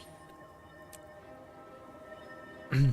I hope that they do that. I hope that they kind of make her not the Deus Ex Machina anymore. Take her out of the story a little bit. Give her a reason why she can't be always involved. Have the crystal bloom. Take Kaith away. I'm done with Kaith. I think she's served her purpose. I think she's done. Introduce new characters. Give me new characters. Make it fresh. Like, this is ArenaNet's chance to really take this clean slate and create something wholly new. New story, new characters, new things. Like, I understand that Season 6 is probably going to be about Decanthan characters and about the purists. Like, my huge idea is probably that we're going to be dealing with the purists and stuff. They left more than enough hints that that's what's going to happen. But once we get to Expansion 4 is a clean slate. You don't have to do Elder Dragons. You don't have to connect it all to, like, whatever story you have already been telling. Do something new characters. Like, right? She said Oreen said Dragon's Watch needs to watch her, whatever, right? She even said Dragon's Watch needs to watch her. You have the Crystal Bloom. Take the Crystal Bloom. Have them take that post of, we're gonna watch her. You're needed on Tyria to help the people. We break up Dragon's Watch. Dragon's Watch is done. Ridlog retires. He retires. He goes to help the Citadel, the Black Citadel, and the Char to, like, become prosperous. Logan retires in Southside Cove. Marjorie and Casimir get married and they have a child, like they adopt a child. And Rox goes to live with the Omicron. Bram hopefully kills him, unalives himself. You know, if we're lucky. If not, maybe he can just retire as well and go do something else in the mountains, away from everyone. And just give me new characters. Just give me new characters. We can have Canuck. I want Canuck in the story. Gork is fine. It's a sure path to fresh meat. But just kind of give me new characters, new stories, right? Introduce me to new things. Make it fresh. Like, this is your time to really take that clean slate and just, like, we're telling a different story now. Like, Guild Wars 2 has been about the Elder Dragons, and now we're going to do it about something else. Maybe something that involves other dragons from other worlds or something, right? If we're talking about, like, mist travel or something. Season 5 already happened. They already admitted that Iceford Saga is Season 5, so it's Season 6 now. So Season 6, Oreen has a child. Crystal Bloom become the dragon minions of Evil Oreen. Why are you so set on Evil Oreen? Why do you want that? It's so bad. That's so weird. It's so funny to me because I'm like, that's not even that appealing of a thought. It would be so lame. Evil Oreen would be so lame.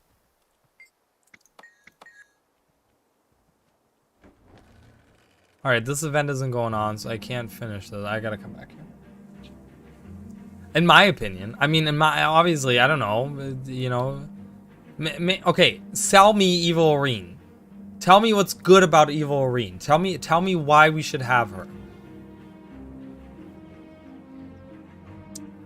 Okay, well, I understand that, especially with ArenaNet. I do get cynical as well. I do get that, but I like to give them the benefit of the doubt. They have new management. They have a new direction.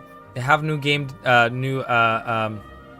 team leaders, right? They have new, like, a new direction. They up until this point, like I said, they were always bound to the Elder Dragon story because they can't just, like, all of a sudden say, like, after Path of Fire, right? It's just like, okay, well, we just defeated Balthazar and there's still, like, 4 dragons out and about, but it's fine. We're just gonna leave, right? They didn't do that, right? They like, we're gonna do something else and never come back, right?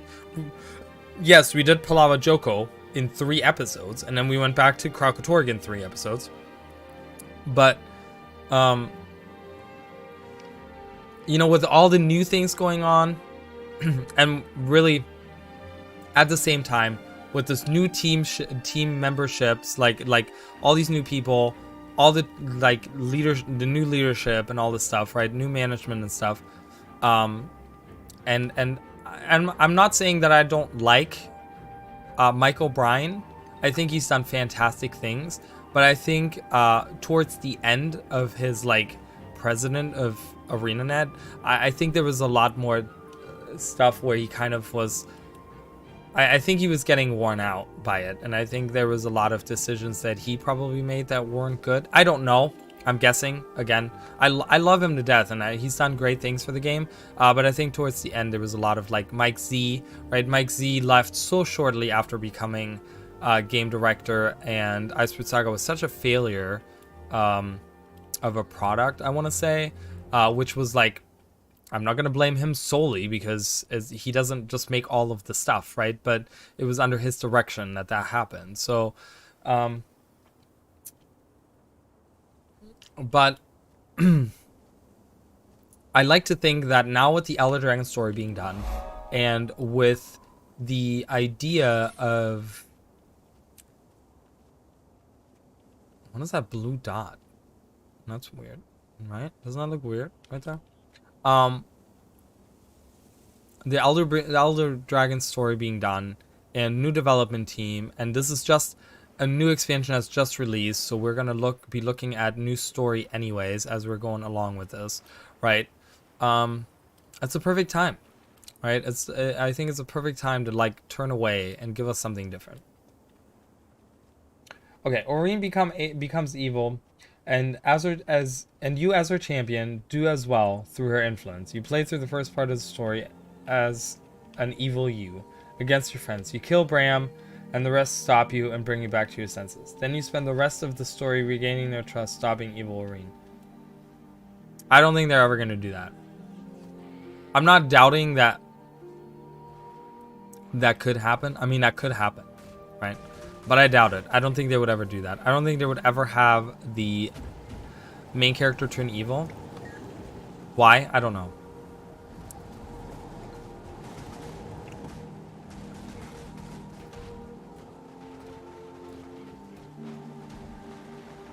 Become champion of the void.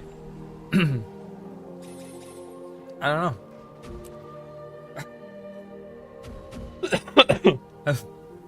I wanted to see the stream because I wanted to see that what you wrote, they never do, and what I said, they do. Okay? What not to do? Actually, I should point on this side.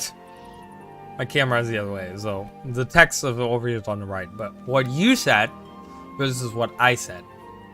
Don't do this, do this.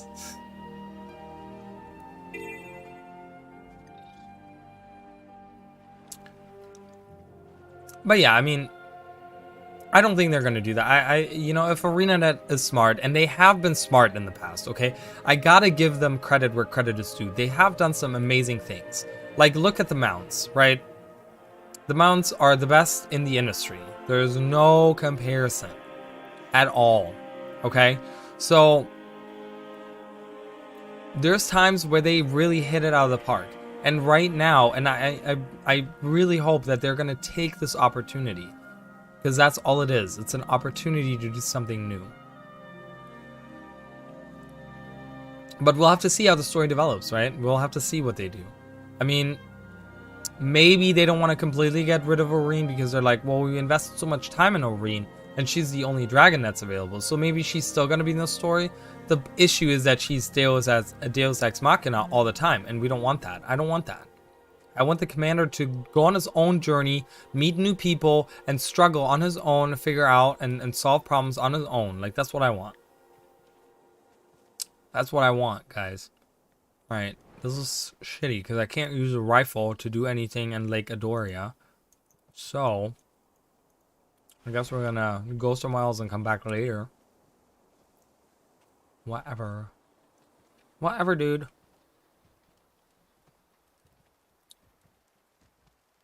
Because none of that. I want to be done with the void. I want to be done.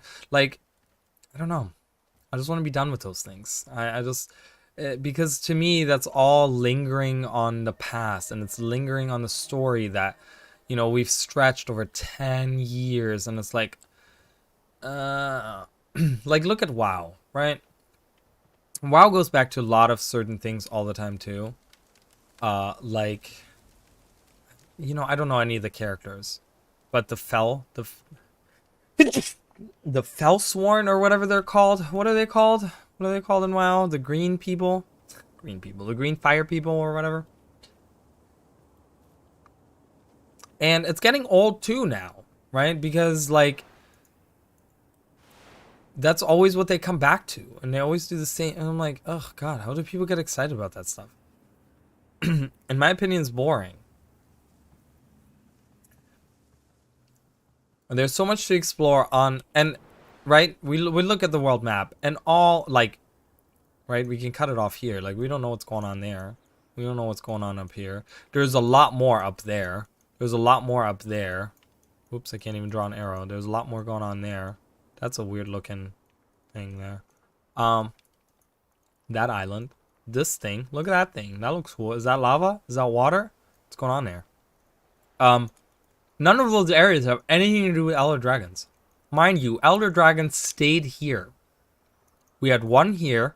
We had one that went from here to down here. Or down there, actually.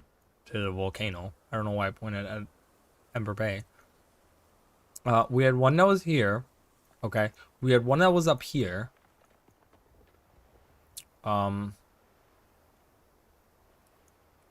Oh, and Primordus went back again, because he died right here.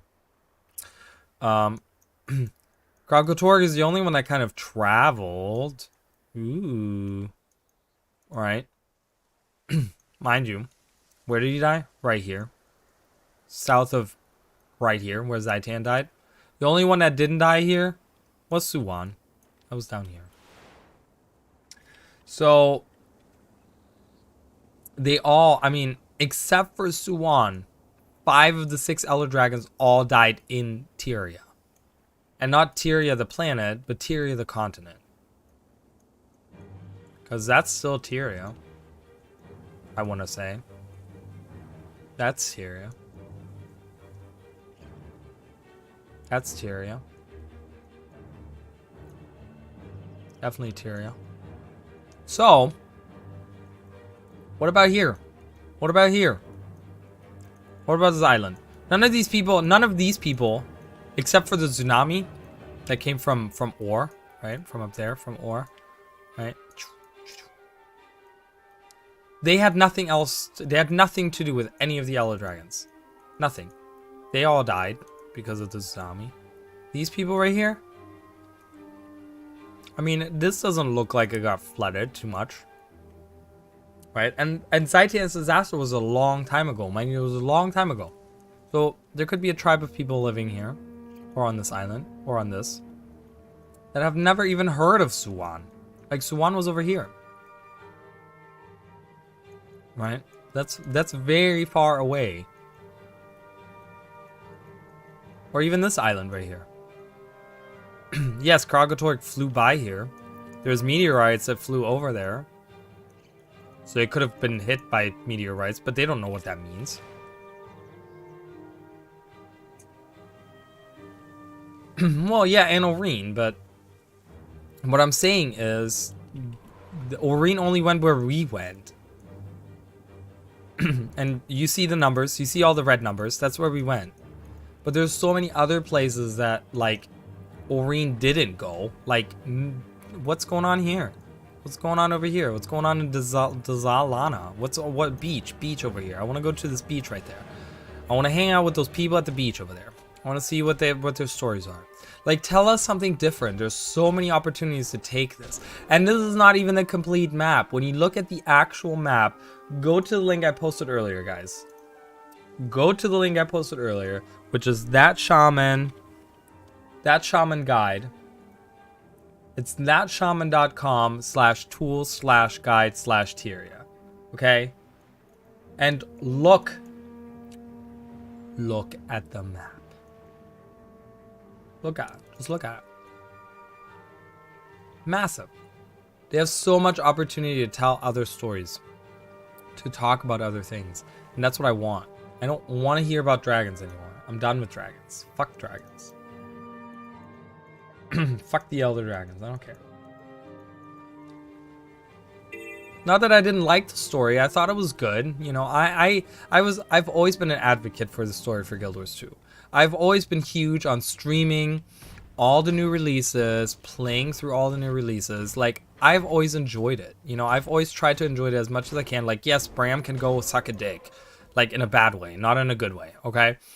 But like, there's so many things that I've like enjoyed over the story, even with the Elder Dragons. Like, even when it got to the point where people were just like, oh my god, Elder Dragons, I want to do it. I'm like, no, you know what? There's still some out there. Like, I want to know about the underwater dragon. I want to know what's going on there. Like the deep sea dragon. I want to know all these things. Why is this map not loading? I want to look at this full map. I can't. Alright, whatever. It's too far up? What's too far up?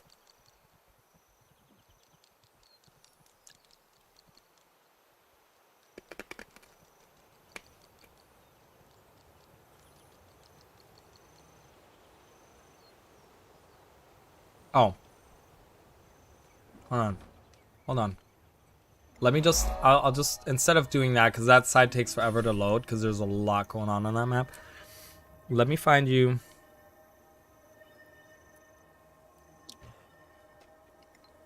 Really, dude? Fucking hatchling, get out of here.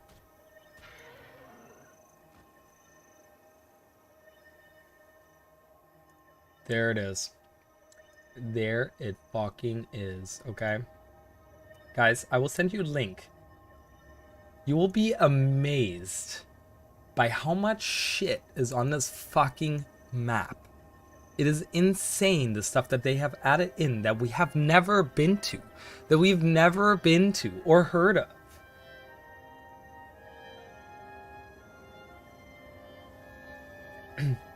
Right there. Look at this map. That is the unexplored map. You can zoom in and then you can scroll up. Look at all those islands at the north. Like, it's crazy, guys. It is literally insane.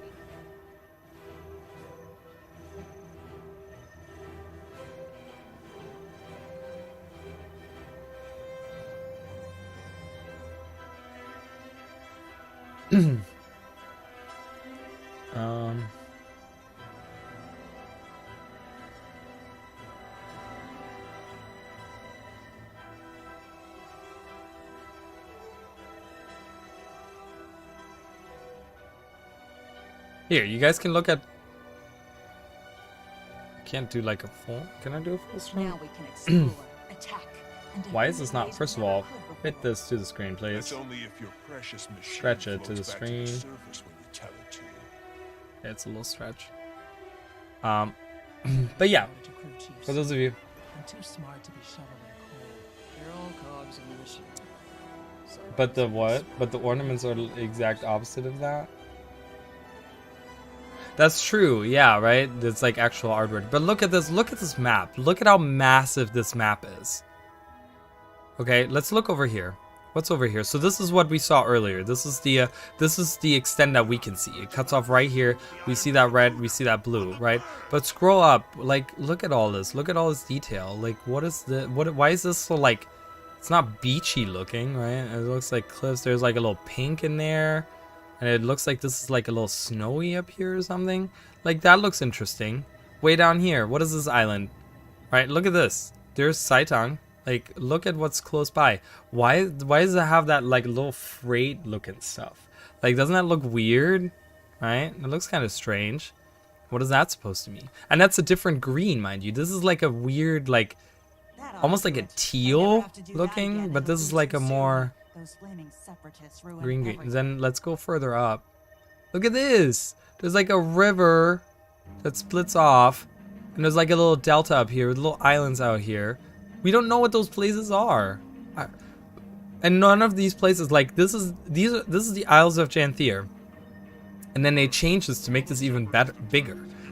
This was already like kind of retcon from Guild Wars 1. Guild Wars 1's map was different than this, right? But we have all of this. Like, this is the Isles of Genthia, where apparently this is where the Mersad lived when they come from. We have never been there. We don't know anything about the Mersad other than that they fought the Elder Dragons. You know what those places are. Yeah, what are they? Like, look at all this. There's like a mountain here. Hyrule. I mean, that's what I feel like. You know what I mean? Look at the tip of the mountains here. Look at how dark these are. Like, why are these so dark? Like, look. Like, we've been up here, right? Like, how north did we go? Like, where's Drizzlewood? Drizzlewood is over here, yeah? I think we went to, like, up here. I think, isn't this, like, Asgear's thing or whatever? But, like, what about up here? Like, what is that? That's, like, a peak, and there's, like, a forest next to it. There's, like, this looks like a face, doesn't it? Looks like a dragon face.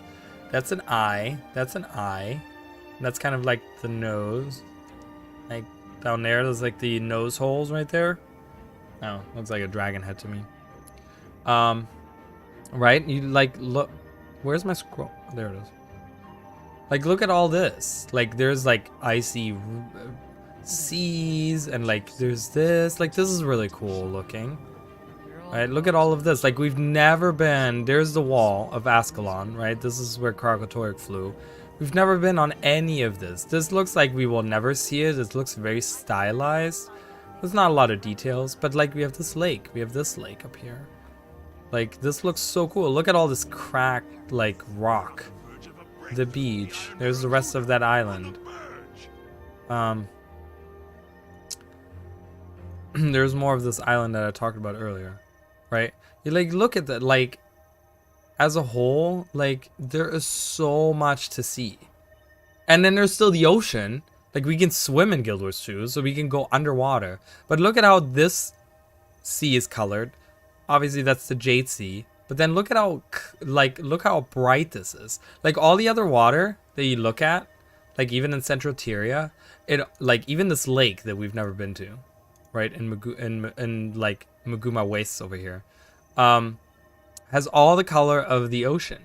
But this is, like, really crystal clear, like, is this all frozen over? I don't know. I just think that ArenaNet has the opportunity here to... Well, I have made a video on my channel talking about all the underwater stuff. There is a lot of stuff that we could be exploring, mind you, okay? Because there is not just... Oh, does this help if I break one of these? No, okay. Because the Quaggan used to have a kingdom. Way back in the day, they had a king, they had a royal family, they had a royal capital with a palace, and that's where Malagan lived. And we talked about this in one of the streams. I want to say a couple months ago now that we talked about it, or like a month and a half ago or something. But there was a royal capital of like a royal family that lived in the royal capital. They had a kingdom. That's where the Quaggans lived. That was their home. And Malagan lived there. Malagan, their goddess, lived there with them. Which could have been Suwan, because there's in one of the camps there's a comparison where Suwan might be Malagan or something, you know. Which is strange because I don't really understand quite where they're coming from, because they always said that Malagan is like Melandru. And I have made the theory that Malagan is the sister or daughter of Melandru, who stepped away from being a goddess and like never wanted to be a goddess, but she's like a demigoddess or something.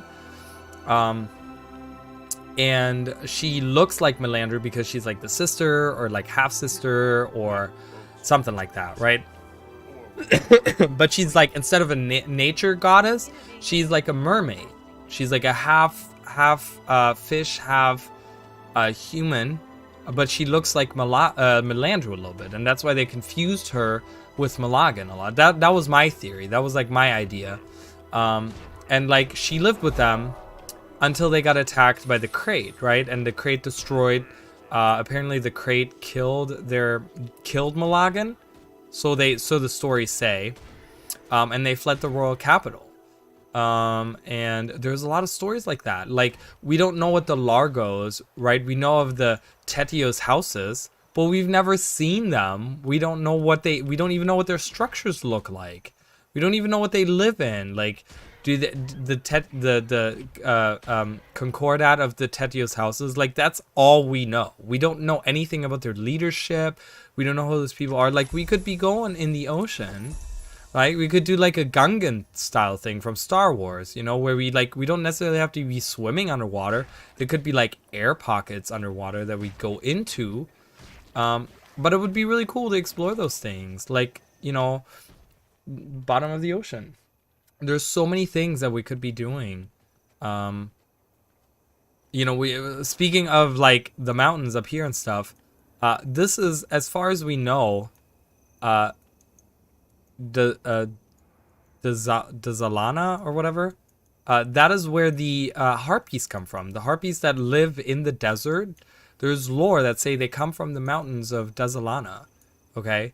That they come down from the mountains. That's where they live. So we could have, like, I don't know. We all hate harpies. We talked about this the other day. Harpies are the worst enemies ever. But we could have a story about the harpies, right? Something like that. We haven't seen the. What about the other citadels of the Char, for example? We haven't seen the Blood Citadel. We haven't seen the Ash Citadel. We haven't seen the what's the other, the Flame Citadel. Well, we have seen the Flame Citadel. We know where the Flame Citadel is. The Flame Citadel used to be up there. They have probably a new one.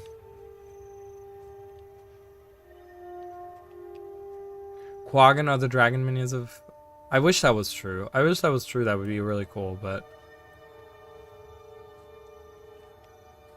yeah, I don't know. There's so many different things ArenaNet could do, really, to, like, other than Dragon's story. You know what I mean? There's, like, other things than dragons. And as far as we know, Suwan protected us from something in the unending ocean, right? There was something that she protected us. She came out of the ocean to protect the people of Cantha from the wave, from Zaitan's wave, which was only, like, was that 100 years ago in the current timeline, or about something like that, 100 and some years ago? Up until that point, she was in the deep ocean protecting us from something. And now that she's not down there anymore, those things are creeping up, which is the Leviathans that we fight. The Leviathans are part of whatever is in that deep ocean. So there is some kind of evil within the ocean. And why did I apply chill on him? Did you see that? Wait a minute. I don't have a trait that. Do I have a? Oh, I probably have a sigil. Oh, I do. Look at that. I have a sigil that gives me. Sigils do work on this, by the way. But yeah, so that's, I don't know. There's a lot of arguments that I have towards not doing Dragon Story. Don't do Dragon Story, ArenaNet. Please don't. Just do something else. You can do mist travel. You can do time travel if you do it right. There's certain ways that you can fuck it up, but there's certain ways you can do time travel really cool. Traveling through the mists. Or traveling, like I said, they have created this world map with all of these places. Let us go to them. You know, let us go to new lands that have been unexplored with new people. They know nothing of our culture. They know nothing of, like, even Cantha knew about us. Even Cantha knew about Tyria because we had always been in contact. But I would love to go to a new area with, like, tribal. Like, I would like to have, like, almost like Indian tribal type of, like, civilizations that live in, like, nomadic people that live in, like, I want to say in, like, a desert or, like, a tropical area, like a jungly area, and they're nomadic people. And they, like, travel around, and they have, like, a different structure, and they believe in, like, we talked about it with the, like, how I talked about the other Norn, right? And they believe in the other spirits of the wild or something. But I would love to have you know, they don't have to be Norn, but they could be like some kind of other people, maybe a different species of intelligent beings that live out there, and they worship like some kind of snake deity or something, you know. That would be really cool. I'd be like, whoa, that's awesome, right? And then we have to protect that snake deity from some kind of demon that comes to take over, whatever, right? Whatever. You can come up with a million different things to do with that. Yeah, well, I would like to have, like I said, I would like to have some Asuran, maybe Norn. Like I said, those tribal could be other Norn. They could be like the Omicron of the Norn. Like, I would love that. They're like still all about like partying and festivities and drinking and chugging ale, but they're different, right? They're like about banding together and about like not being lone hunters, but they like hanging out together, and they're nomadic people. Like, they don't just like live in their like homesteads, right? But they live in tents that they move, and they're nomadic people, but they're still Norn, but they're just different Norn, and they have a different culture. Like, that would be so cool to me, you know. People like that, and they live in the desert, and they or the jungle or whatever, right? And they just kind of move through the lands and worship different spirits of the wild, because the other spirits of the wild that the Norn of the mountains worship didn't answer them anymore, because they were so far away from where they were. So as to like, okay, well, the spirit of snake, monkey, and you know, honey badger or whatever was one of the examples we talked about, right? Is still like, you know, that's still like that's over there, and they answer to them or whatever. It's always humans. I know, it's always humans, and it sucks, right? I totally agree, but it's also because, mind you, Guild Wars 1, you were only able to play, and that's why, again, this is another reason to go, like, to have a clean slate, because it's not just the story of the dragons, but it's also all the areas that we were able to visit in Guild Wars 1, we have now been able to visit. We have been to all the areas that we have been to in Guild Wars 1. Cantha was the last bit that we really needed, that we haven't seen. We have now explored as much in Guild Wars 2 as we have in Guild Wars 1.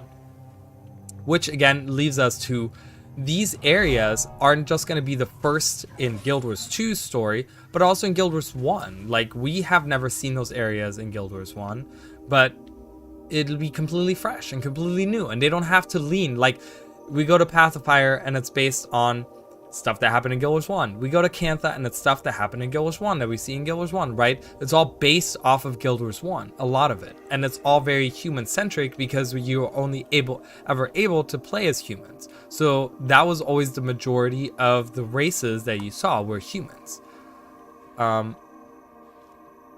Wherever we go, that doesn't have to be the case anymore. So there's freedom in what you do with it as well.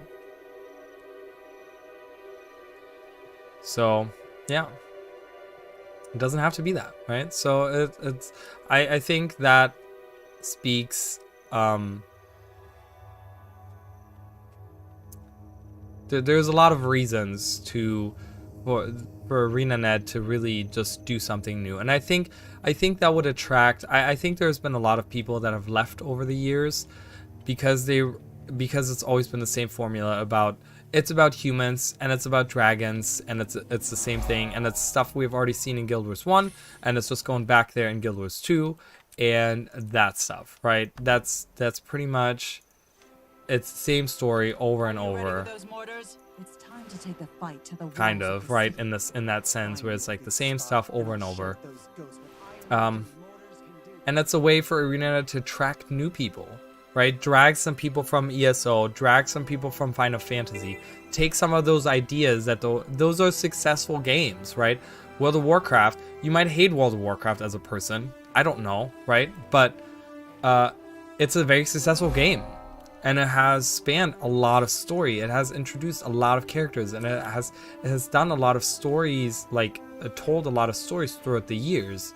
We can take from that. We can take from that success and kind of lean on that a little bit, and just kind of like, you know, we're gonna do kind of the same thing. Not exactly copy everything, but like take that as an inspiration. Some of that stuff.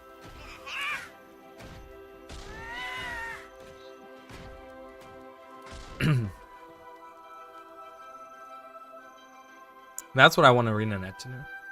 That would be a dream. If I was a billionaire, I would go to ArenaNet and be like, here's $100 million. I want you to create this that I just spoke about. I want you to create this. This is going to be the next expansion. I will bribe them with money. Anything, even if you tell me like, oh, well, it's not that easy. You can't just go somewhere. No, you can't. If you have money, anything is possible. So I want to go to ArenaNet. If I'm a billionaire, I want to go to ArenaNet and be like, I'm going to invest in your company. I'm going to buy all of your shares. I'm going to be the main shareholder, and I'm going to tell you exactly what I want. I want you to make this right now. No one sleeps until I get this. No, I'm just kidding. That's awful.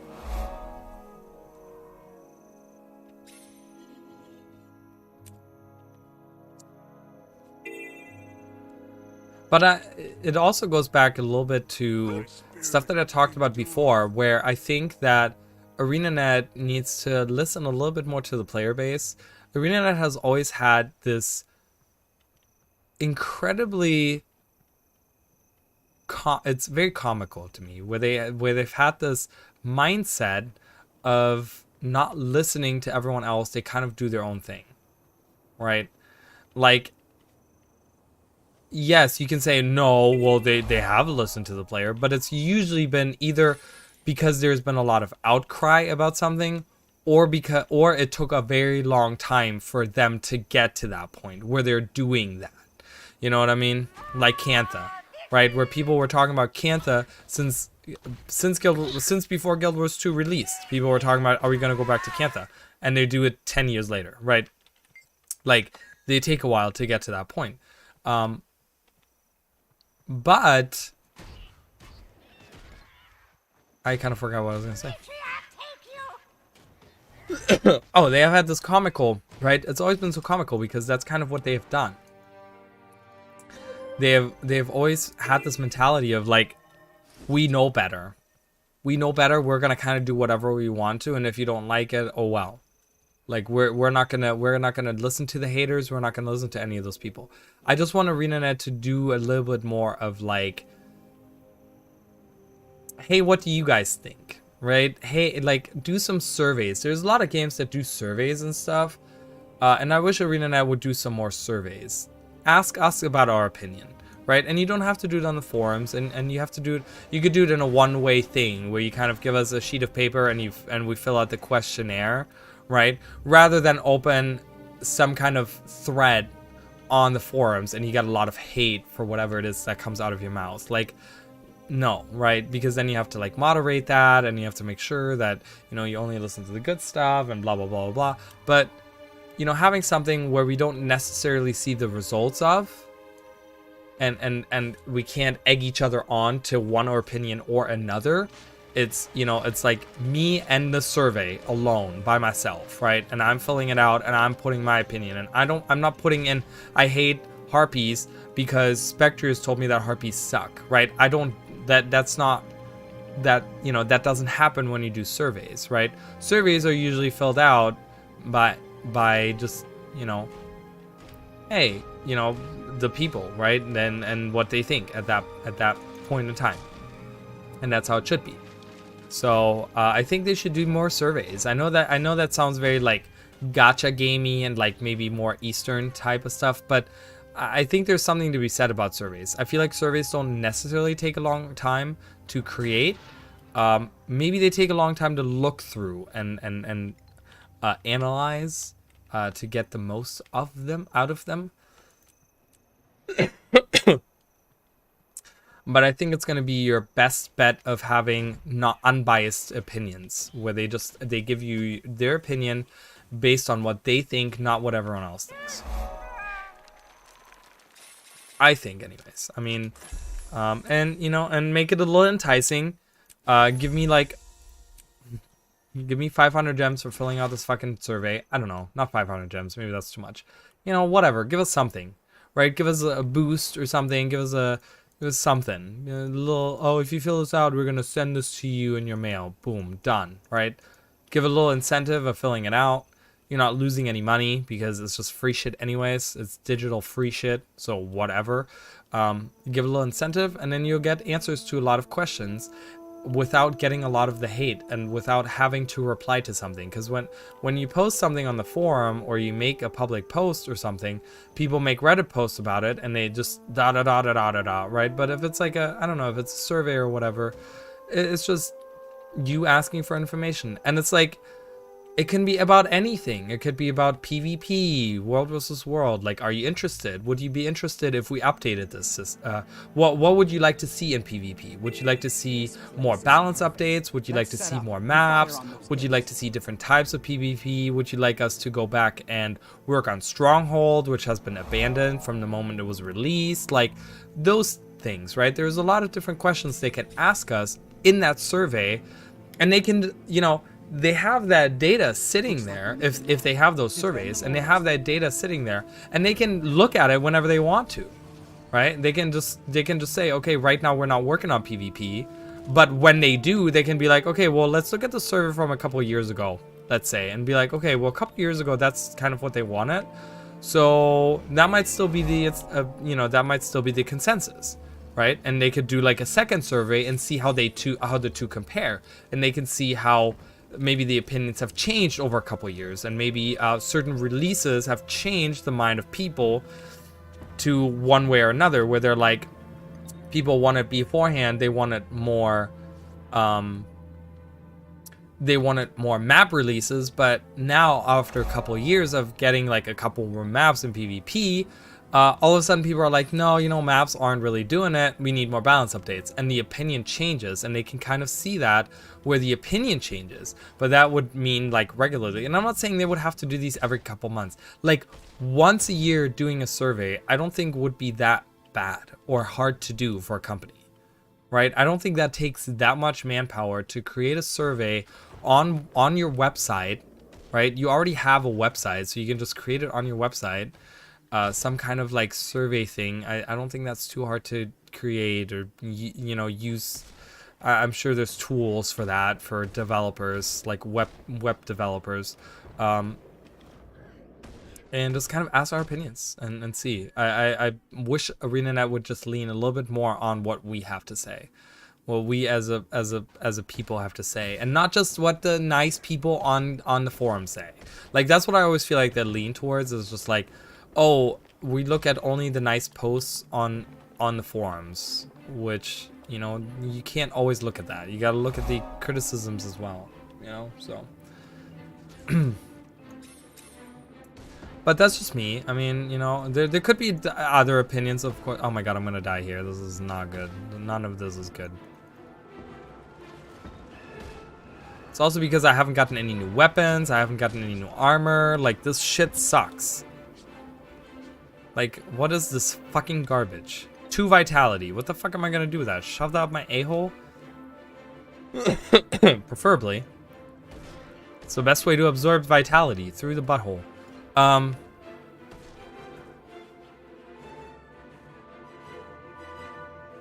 So I don't know. You know, it's just, you know, I sometimes wish ArenaNet would just kind of listen to some of the things that we have to say. To even us little streamers, we get a little bit of a different perspective than the big streamers, right? The big streamers, I feel like, get their own little, they have their own little world, and they get their own little. Oh my god, I'm gonna die. 3, 2, 1.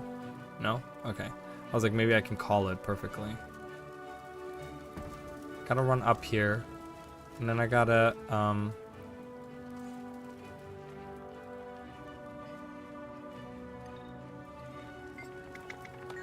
Alright. Ooh.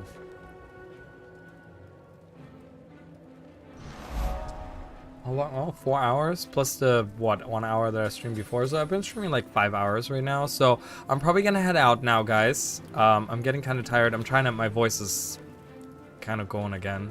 Still not quite there. So, ooh, I'm gonna hide up here. That's probably the best spot to hide. Yeah, there we go. So thank you guys so much for watching. I appreciate you guys watching. I will be currently, so for those of you that are on Twitch, I do have a YouTube channel, same name, Orali. I'm currently doing a playthrough of Crusader of Senti, which is a Zelda-esque Sega Genesis game. It's really cute. It has like animals and really cool music and cool places, and it's really fun. And I'm trying to continue that playthrough, and I have done playthroughs on my channel, so there's a bunch of other games and other streams that you guys can watch. For those of you that are on YouTube, I'm probably going to stop streaming on YouTube. I'll probably still do tomorrow, and then as of next week, I will probably change it and just do Twitch, so that I can get more familiar with Twitch and get better at using the commands and stuff. I would like to get better at that. Because something is going on with the bot as well. It's supposed to post things, but it's not, which is kind of like, what the fuck? So once I'm on just one platform, it's going to be easier for me to take care of those things. Other than that, yeah, I mean, that's pretty much it. So tomorrow, I don't know what I'm doing tomorrow. We'll have to see. I'll do something, maybe Guild Wars, maybe random. We'll have to see what I feel like. And yeah, thank you guys so much. I know there's people still here watching, and I know it's really late, so, but I appreciate all of you guys. And yeah, and if you guys have any suggestions, anything cool that you would like to see, we do have a Discord server. You guys can always join. It's not super active, like we don't do a lot of stuff, but you guys can always chat with me about whatever on there. And I'm also on Twitter. I try to be active on Twitter. I would really appreciate people following me on Twitter, because I do want to tweet out more, and I do want to get involved with more people. And yeah, so thank you guys so much for watching, and I hope tomorrow my voice will be better. So you guys have a good night, and I'll see you then.